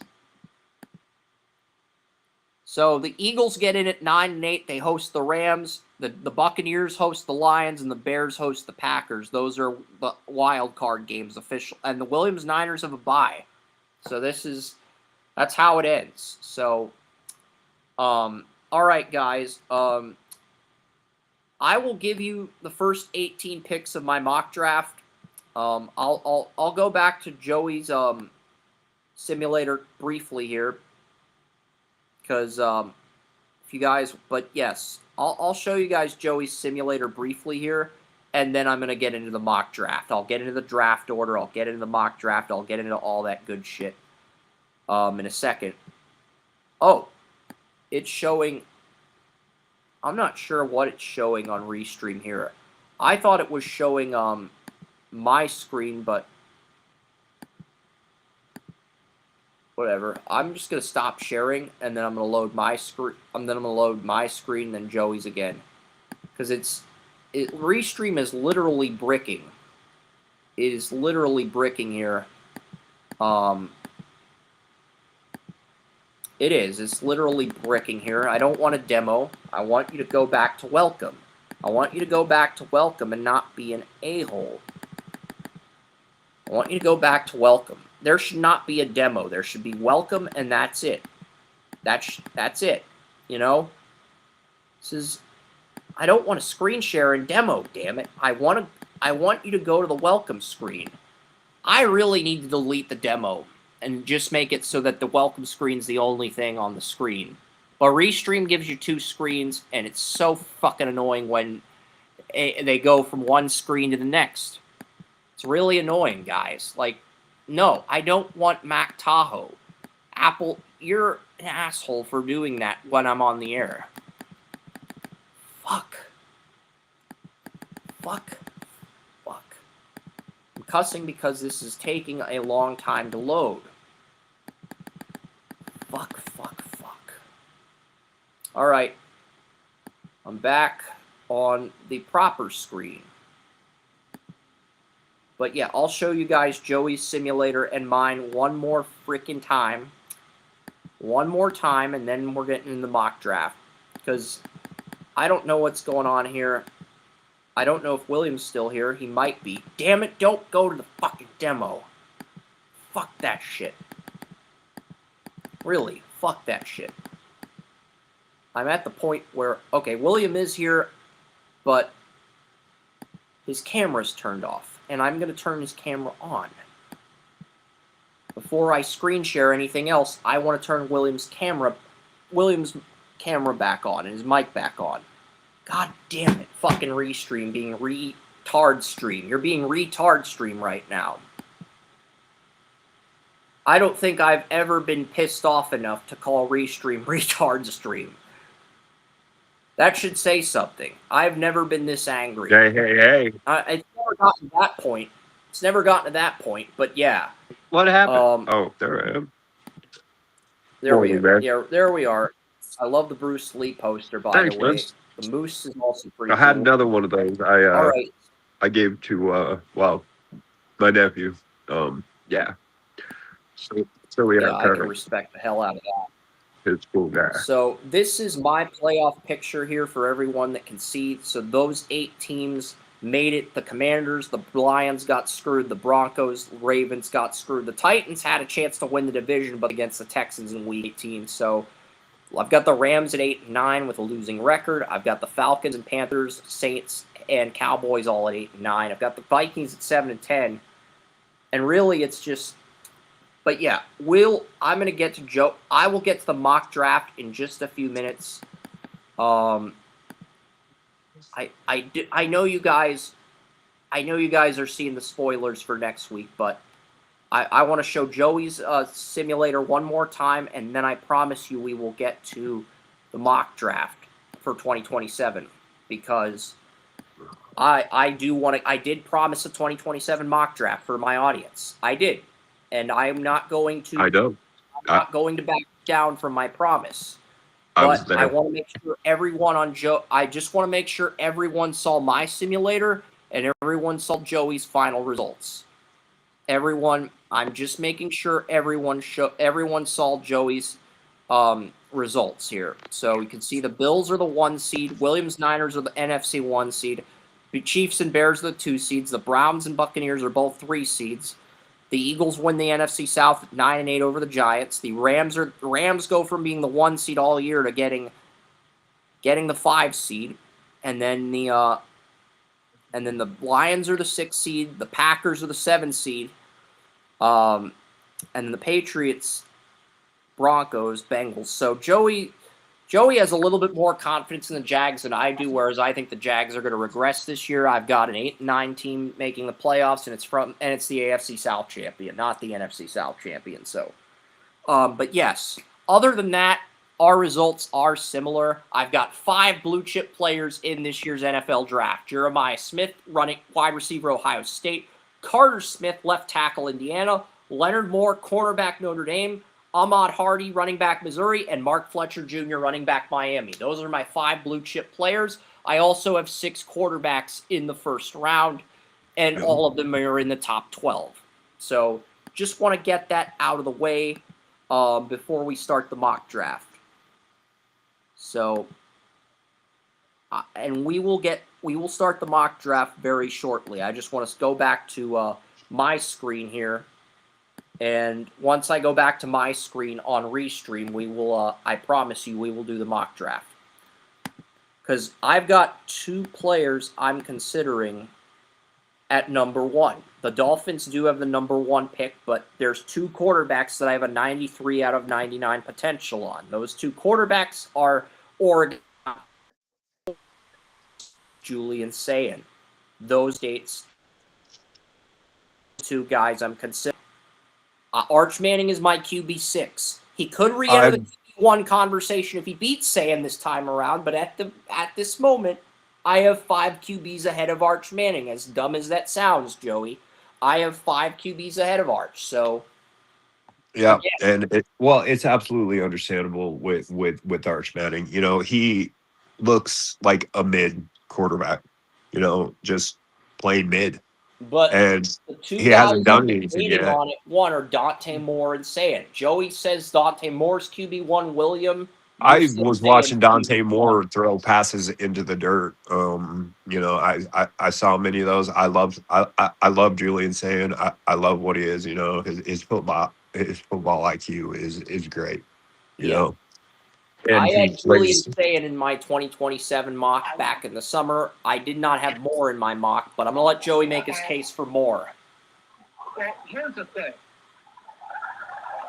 three of those guys have flaws. Arch Manning doesn't trust his arm. He would rather use his athleticism.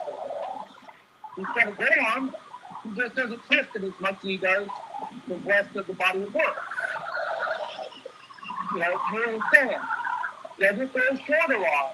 Not great at it. Needs to improve there. And sometimes he will, sometimes he falls, not quite get it as far as he should. And then you got Dante Moore, who likes defenders. He has some turnover issues. So they all have their issues. Now, what we have to look at is who's done it on the big stage better. Well, I'd say at this point, Dante Moore has. Why? Because even though Julian Sam is a great player and a great pocket passer, he lost 3 excellent targets in the NFL draft. 2 tight ends. I believe they were his top 2 tight ends. Yep, and he lost Tate. And Tate. He does get Chris Henry Jr. He gets another freshman receiver that's really good, who's to replace Tate. The thing. Now he's going to have to show that when he gets in trouble, he can't just throw it up. And Oregon's getting Evan Stewart back. Evan Stewart's coming back from a season-ending injury since he took a medical red shirt last year. So Dante Moore is going to have not only DeCorian Moore in year 2, he's going to have Evan Stewart re-energized, ready to try to reclaim that first-round stock he had at one point before his injury. But the bottom line is, all 3 of them have flaws. I agree. And right now, I've got... That's why I don't have a blue-chip quarterback at this point in the process. And unlike last year when I had 15 blue-chip guys, I only have 5 right now, and none are quarterbacks. That's why I've got Moore 1, Sam 2, and Manning 3. I have Arch Manning at 6, but I'll reveal the QBs I had ahead of Arch Manning, but I also have Moore at 1 and at 2. And the Jets are in an interesting spot because if they were smart, they would take 2 of those blue chip. The Jets have 2, 5, and 10 in this mock. If the Jets were smart, they would take blue chip receiver Jeremiah Smith at 2. They would take Leonard Moore at 5, and then they would get whichever quarterbacks left on the board at 10. That's what the Jets would do if they're smart. They're dumb. They're going to fuck this up, and they're going to take a quarterback at 2. But they're going to get Julian Sayin here. We're not going to be so mean to the Jets that we gaslight them and roast them into oblivion. They're going to get Julian Sayin at 2. Well, you know, that's where quarterbacks go to die. I'll roast them. You know, Cade Klubnik, I was intrigued by him, you know, and I mean, he was flashing. I've watched, you know, so much of his career, like, you know, Yep. Carson Beck, like so many of these quarterbacks. It's like, you guys, you know, the public out there, people watching the show, they don't understand how much, you know, we actually put into this stuff. We're not just sitting there pulling names out of the air and calling it, man. You know, I mean, we're watching, grinding, you know, film and seeing who the best is, you know. And Cade Klubnik, he is absolutely capable of playing in this league, you know, and he's in a good spot because, you know, the Jets, they just don't have a quarterback. And I think taking second in the draft, they're going to draft a quarterback, whether it's Moore or Sayin. I think they're going to draft a quarterback.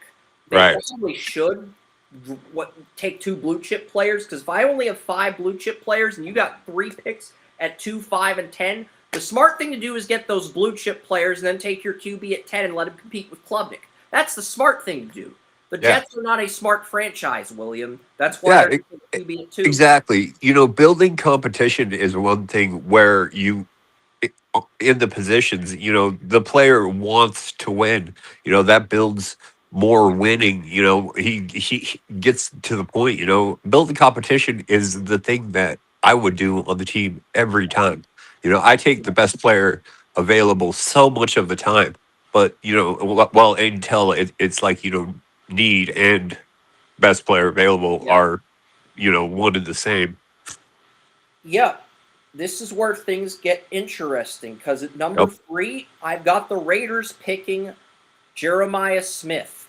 And with Ooh. Mendoza getting Jeremiah Smith as his wide receiver 1, with Bowers, with Ginty, and the secondary, you're going to have a healthy Jermod McCoy in 2027. You're going to have Stooks, all the defensive backs the Raiders took in the 2026 draft.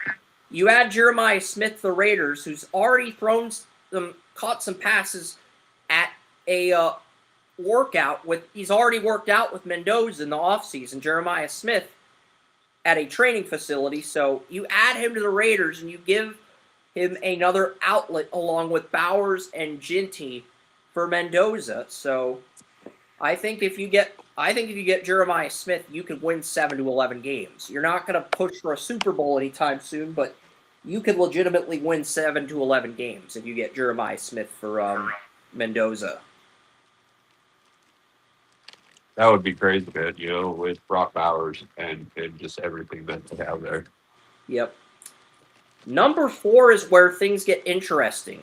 I could have gave the Cardinals my QB3, Trinidad Chambliss, but I have Carson Beck going 3-1 in 4 starts. If Carson Beck goes 3-1 in 4 starts, this is his team since he beat Chambliss head-to-head in the playoff. This is his team for one more season. I went with Carter Smith. I found out that Indiana left tackle Carter Smith, during his redshirt season, he did start right tackle against Ohio State. So Paris Johnson Jr. right now is bookend right tackles Elijah Wilkinson. But he gets Carter Smith, who's a massive upgrade over Elijah Wilkinson, as a right tackle. So now Jeremiah Love and Carson Beck have 2 blue-chip tackles protecting them on both the left and right side of the offensive line. What do you think of that, William? Interesting plot twist, right? So the Cardinals get my second blue chip player at number 4, and they get him as a right tackle to improve the run blocking for Jeremiah Love and the pass blocking for Carson Beck. They go offense, and they take the top tackle on the board as a bookend to Paris Johnson. And then pick number 5, the Jets with the Colts pick, they get their Sauce Gardner replacement, Leonard Moore, cornerback Notre Dame. And D'Angelo Pons can play in the nickel. You got him. He was a blue-chip player on my board last year, but now with Leonard Moore, Pons does not have to worry about being cornerback 1 due to his height concerns. He can be cornerback 2 or nickel, and he can dominate in that role. And you'd have Leonard Moore and Pons as your corners next year for the Jets. So that is the top 5. Number 1, Dante Moore. Number 2, Julian Sand to the Jets. Number 3, Jeremiah Smith, wide receiver, Ohio State. Number 4, Carter Smith, right tackle, Indiana. He's a left tackle. He did play right tackle in his redshirt year, and the Cardinals are drafting him as a right tackle to complement Paris Johnson.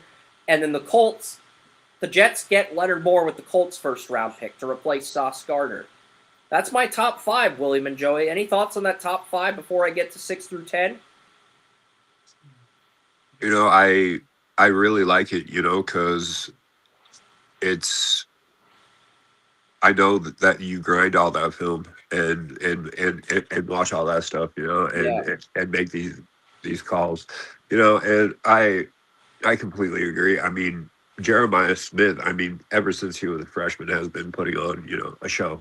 Yes. And Smith will be the number 1 player when we launch the 2027 simulators on July 14th. Yeah, we'll have quarterbacks in the simulator, but when I built the simulator, I'm going to rank the players based on who's the best available on the board. This is the year that Manning has to, or any quarterback, their third year playing or starting, is generally always when a player breaks out. Agreed.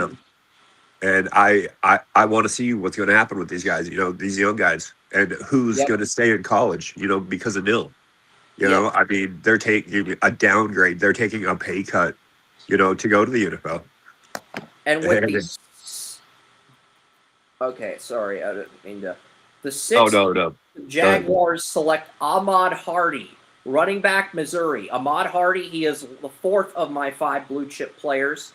And Ahmad Hardy would be a massive upgrade over Tootin. And if the Jaguars are picking this high, it's because they made Tootin their bell cow. So Ahmad Hardy, I've got 2 running backs with blue chip grades. If the Jaguars are picking this high, Ahmad Hardy is the pick. Missouri running back. And you can never have enough running backs. It's pretty much by committee outside of a few, franchise backs like, Christian McCaffrey, Brees Hall's like up there. I think the Jags missed the playoffs this year, but if they get Hardy, they make the playoffs when they're in Orlando, and Orlando gets to host a playoff game, and Jacksonville doesn't. Yeah. I know that scenario pisses off Joey, but trust me, the attendance will be through the roof if the Jags are playing playoff games in Orlando when Everbank's renovation is done. Number 7, QB3 is coming off the board. It's not Arch Manning, it's Trinidad Chambliss. Trinidad Chambliss, quarterback Ole Miss, pushed Carson Beck to his absolute limit in the playoff, got a 5th year of eligibility at Ole Miss.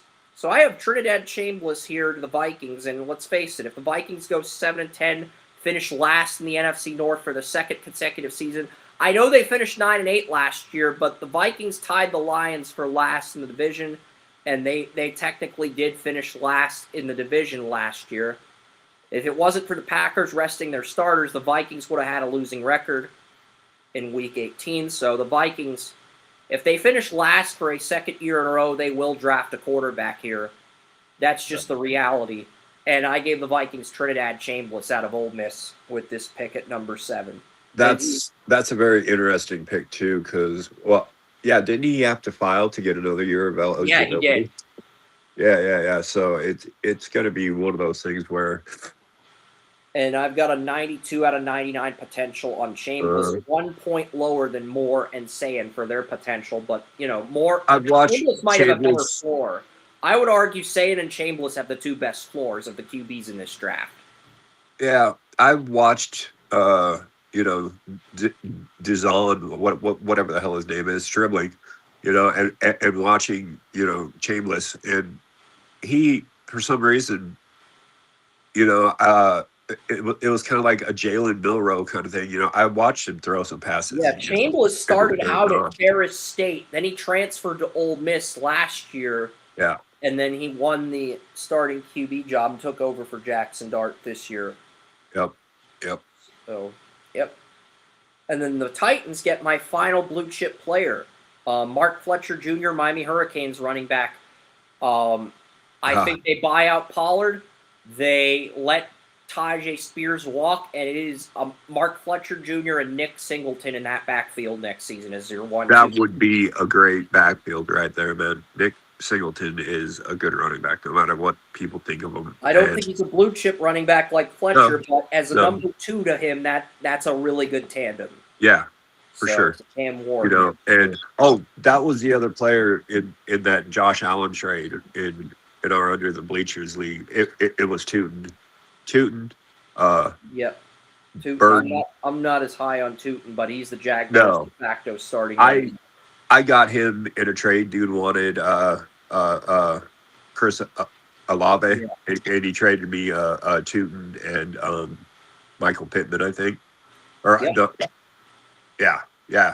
offered that, and I smashed the button. It was like, man, I'll take that all day and get rid of him. I'm guessing Joey has Chambliss as his QB3 as well, but my QB4 is not Arch Manning, so we shall continue this. It's Darian Mensah. Darian Mensah led the Duke Blue Devils to an ACC title last year at 8-4 or 7-5. I think it was. It was either 7. I think it was 8-4. He led Duke to a transfer to the U. He's taken over for Carson Beck, who took over for Cam Ward. So Darian Mensah goes to New Orleans at number 9. If the Saints go 8-9 and they fail in spectacular fashion due to show regressing, they might take a quarterback if they think there's one with a higher ceiling, since they spent a 2nd-round pick on Shaw. That's a luxury the Saints have, William. So if Shaw regresses in year 2 significantly and the Saints go 8-9, they might take a quarterback. That's a very good possibility. Shaw was a guy 25-year-old rookie. He flashed. He intrigued me. Yes, yes. I saw all that, but he Well, never he's more finished. of a second year, but if he He does never one finished later a whole better season, man. and He you're never picking in the finished a whole top season. 10, you have to take a quarterback with the weapons you've invested in. Right. For sure. And they have to do that. I'm not sure what they're doing there, but free Spencer Rattler. It's like let him go someplace else and have a chance. And like I said, Shuck never finished a season in all of college, 6 years, and he still hasn't because he did start every game last season. So it, I don't know what else more to say than that. And That's the all. Jets get the 10th pick in the draft from the Quentin Williams trade, and they take Texas defensive end Colin Simmons, the player Jerry Jones wanted to draft before he traded this pick away. Jerry Jones gets so pissed that he starts kicking marbles in Washington, D.C., and then Trump bitches about Jerry Jones kicking the marbles, so Roger Goodell kicks Jerry Jones out of the draft in Washington, D.C. for kicking marbles, assaulting marbles with his feet. That's I how love Andrew these scenarios, man. I love where your brain goes with these things. And the Steelers at 8 and 9, they take a quarterback too, but they don't take Arch Manning. They take Jordan Mailata out of USC. That's And another interesting pick too. Lincoln Riley and everything else. Mailata has really flashed on the tape this year as a sophomore. So I've got Mailata going to the Steelers at 11, and at number 12, the Falcons get Arch Manning. See, Matt Ryan was non-committal about Penix being the guy. If the Falcons go 8-9, they will let Tua walk. They will draft Arch Manning, but he will compete with Penix in camp. And if Penix wins that job, Arch Manning will have to redshirt in Atlanta, just like he had to redshirt at Texas. Yep. So, yep. Well, Penix was another one of those ones. He was almost 25 years old, coming out and an injury, walking injury risk, and I don't know what the Falcons are doing. They come out and draft Bijan Robinson, and they let Tyler Algier walk. And, I don't know how he ended up on the Cardinals, with Trey Benson. Maybe that injury is worse than we thought, and I mean, that's the same thing going back with I'm just with Trey curious. What do you Benson. think of that top 12, Joey? The Dolphins get Dante Moore at 1. Jets at 2 get Sayan, number 7. The Vikings get Trinidad Chambliss. The Saints get Darian Mensah, Miami. Steelers get Jordan Mailata, USC, and the Falcons get Arch Manning. Those are the 6 QBs that go in the top 12. I think you got Chambliss vastly overrated. Vastly. I'm surprised you feel that way. You were high on Chambliss last year. And I still am. But to have him top 5? I have him at 7. I don't have him top 5. I have him at 7. Top 10 even too high for that. He's an undersized quarterback with good athleticism. He's got a good arm. He's really good. But he's undersized, and he's not really great as somebody who's one taking the top 10. Now, if he would have come out this year, probably would have been top 5. Might have even challenged Mendoza. But you know what? Next year or not, he's going to be closer to where he is skill-wise. I feel like that's where Lenore Sellers is going to end up being, because Sellers did not make the first round of my mock. Well, Chambers is going to be probably, more likely, he's going to be a mid, first round, or early second round prospect. And that's all right. There's nothing wrong with that. Yeah, but and to have him top 10 is, I felt like Mensah may have been a little too high as well, but he did lead Duke to an ACC title. If he does the same with the Hurricanes, he might go in the top 10. We'll see. It just depends on how good he plays. And then I gave the Steelers Jordan Mailata, the USC quarterback. And then I gave the Falcons Arch Manning. And basically said Arch is going to have to compete with Penix in this situation. So that's what we had as far as the QB movement goes. And I've got a 92 on Chambliss. I've got I think I've got a 91 on Mayava and Mensah, and then I've got a 90 for potential on an Arch Manning at the moment. I've also got a 90 on Gunnar Stockton, but Stockton does not have the arm Arch has. He has experience, but he doesn't have the arm. And that's ultimately why he's not in the first round. All right, so should we do, 13 through 18. I will get through these picks here. At 13, we've got the Rams, and they're going to go Caden Green, left tackle, Missouri. He's going to be the Ty Simpson blind side. Alaric Jackson, the Rams can get out of Alaric Jackson's contract at left tackle, so they go with Caden Green. Caden Green was a left guard at Missouri in 2024. He moved to left tackle this year, and with a second season at left tackle under Caden Green's belt, he is the number 2 tackle in this draft behind Carter Smith. And then we have back-to-back running backs at 14 and 15. Kawan Lacey goes to Carolina, and then Isaac Brown goes to the Commanders. So that's 4 running backs in the top 15. That may not happen if these running backs fall off a cliff this season, but if they dominate again, could very easily see 4 running backs in the top 15. That's why a lot of these NFL teams shied away from running backs that weren't on Notre Dame, William.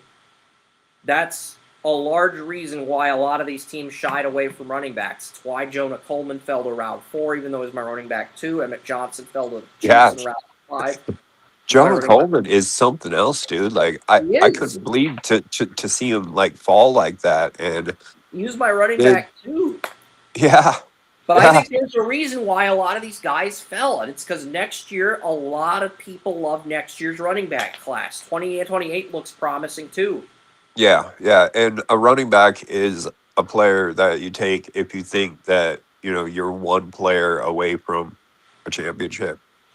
I heard the argument that, you don't take a running back if you think you're, going to win or something like that. No, you absolutely do, because that's what the Niners did. They traded for Christian McCaffrey. They were burning through running backs like typical Shanahan, And McCaffrey was just that guy, and Carolina was in the middle of a rebuild. They needed picks, and it's like we didn't even give a first round pick for him, man. It was an entire draft minus the first round pick. Yep. So I mean, it makes plenty of sense, and the Cardinals, who they have, I gave him Carter Smith because he's my number 2 player behind Jeremiah Smith. He fills a need at right tackle, and he helps both Carson Beck and Jeremiah Love. Yeah, for sure. And that, I think that, that whole equation with Carson Beck. Receiver. They've got a good tight end. Yeah. No, they have the best tight end in the league. Exactly. Trey McBride is that guy. Exactly. And it's not Brock Bowers. It's McBride.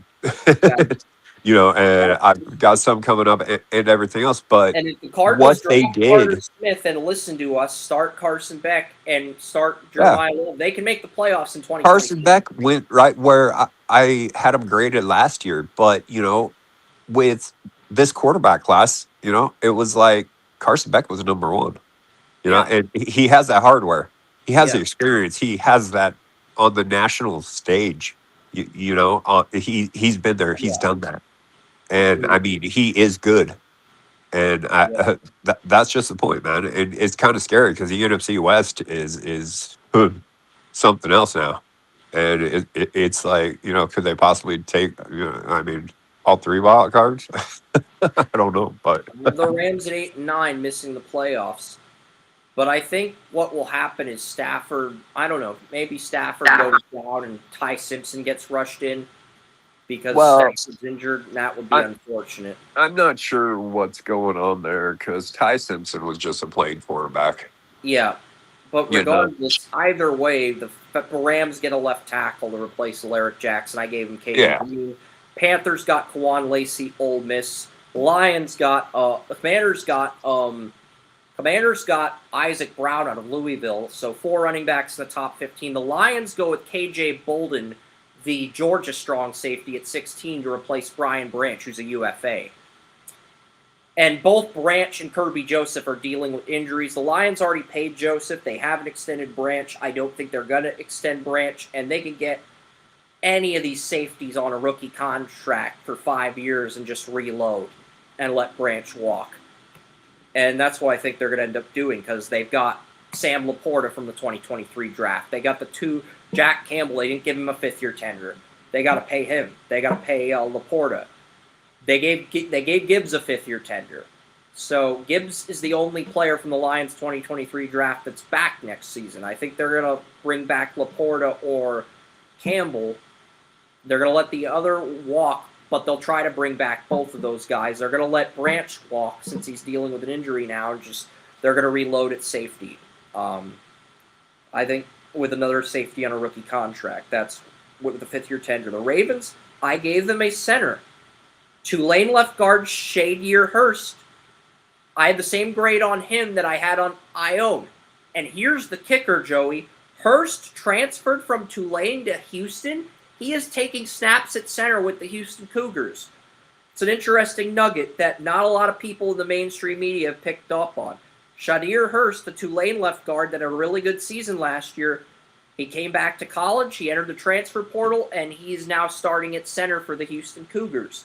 So the Ravens, they neglected center in this draft. They get Hurst, and now their offensive line consists of Ronnie Stanley, left tackle, Ione, left guard, Hurst, center, John Simpson, right guard, and Rosengarten, right tackle. That's their offensive line for Lamar next year, and Derrick Henry with him in a contract year. So Hurst is the Broncos pick. And then number 18, the Broncos take Bray Hubbard out of Alabama. Another safety, because I believe both Brandon Jones, I believe Hufanga and Brandon Jones, both starting safeties, are in contract years this season. So they get Bray Hubbard and they reload in the secondary. The Texans. I gave the Texans a fifth running back at 19. I went L.J. Martin out of BYU. I freaking love L.J. Martin. He was a beast for BYU last year with Bear Bachmeier as the quarterback. And, I think BYU could win the Big 12. Bachmeier is back. They did lose Carson Ryan, and they did lose their wide receiver one. But L.J. Martin and Bear Bachmeier, the QB and running back, are back next season for BYU.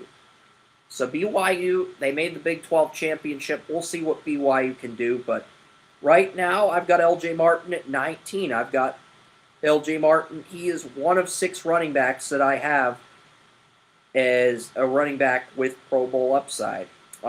Next up, Niners. They get a left tackle. They get Trent Williams' successor. They get LSU's Jordan Seaton. Jordan Seaton was great at Colorado, but once he got to LSU, instead of eating a lot of food like he did at Colorado, he lost a lot of weight and he worked out in the weight room constantly. Like, all the body fat he had from Colorado has completely vanished. And that's a rare abnormality with all the food that's in LSU versus all the food that's in Georgia, So, I'm sure you'd be happy with that pick, William. Jordan Seaton, he gets to learn under Silverback Williams for a year and then take over in 2028. I mean, you'd prefer a receiver like Ryan Williams, but you can live with that pick.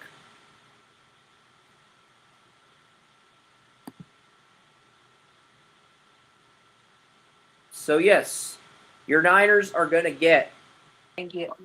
Oh, wait. What? Sorry, what was that? Your Niners got Jordan Seaton, left tackle, LSU, at pick 20. Okay.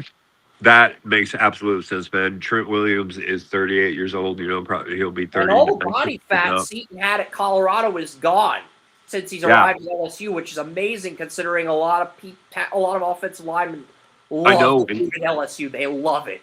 And the dude is 6'6", big, freaking strong, just monster. I mean, he grew out of that baby fat and grew into something. That is a great pick, man. I love it. So, thank you, And then Chris. the Browns, at 21, I've got the 10-7 Cleveland Browns taking Suntrain Perkins. He is the Jeremiah Owusu-Koramoah replacement. Perkins is a guy who I think could have been a first rounder if he declared last year, capable of getting double-digit sacks, and he chose to go back to Ole Miss. So I've got Joey's Browns taking Sun-trained Perkins as a Koromoa replacement. Yeah, the Browns do need another linebacker because they got a great linebacker in Quinn Williams to come in for 1 or 2 years. Quincy Williams, but yeah. They're going to need to go back and get younger and get a little more athletic because when you hit 30, 31 years old as a linebacker, now you're eventually going to hit that downturn. Yep. And then the Bengals took Mateo Ugalele out of Oregon. The Oregon edge rusher ends up on the Bengals. The Giants get Rasheem Biles as an edge rusher. Rasheem Biles was an edge rusher at Pitt, 34 left outside linebacker at Pitt. He's going to Texas to play with Colin Simmons. I think that he will push his into round 1. The Bears, and he will start out as a backup to Bryant Burns, but he will be Burns' eventual replacement with Burns approaching his 30s pretty soon. And he'll push Abdul Carter, who's just been, off to a rocky start so far. The Bears, they get Dylan Stewart out of South Carolina here, almost a steal in terms of value. And this is really good value by the Bears at 24 to get Dylan Stewart, who I've got a 91 on for potential. The Eagles get Coy Parrish out of Oregon. Coy Parrish was the free safety at Minnesota. And his top 2 choices in high school were Minnesota and Ohio State. But Dan Lanning lured Coy Parrish away from Minnesota, away from the Midwest. He is now the Oregon Ducks free safety. Coy Parrish. So at 26, the Kansas City Chiefs get Alabama receiver Ryan Williams to replace Rashee Rice. Yeah. There's nothing that pisses off NFL fans more than the Eagles getting Mekhi Lemon, right? Wrong. The Chiefs getting Ryan Williams to replace Rashee Rice would piss off. Hey. So since we're way past that PG-13 rating now, a couple of us had a few spats. The Chiefs getting Ryan Williams. Fuck the Chiefs.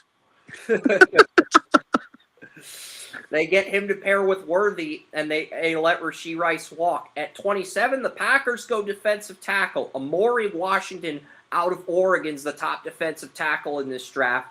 The Chargers at 28, they get a second center. I know they took Jake Slaughter, but they're starting him at left guard, and they're starting Tyler Baez at center. So they're going to get Sheridan Wilson out of Texas Tech. So 2 centers in the first round of this draft.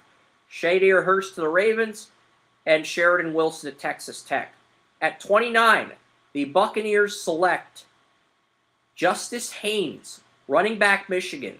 I know I'm crazy for putting 6 running backs in round 1, but Justice Haynes has round 1 talent, and you reload. You don't have to pay Bucky Irving. You don't have to pay any of the other running backs you have on rookie deals. You just reload and you get another running back for Baker, who you are going to have to pay if he gets you to the NFC title. The Patriots, I was debating between Terrence Carter Jr.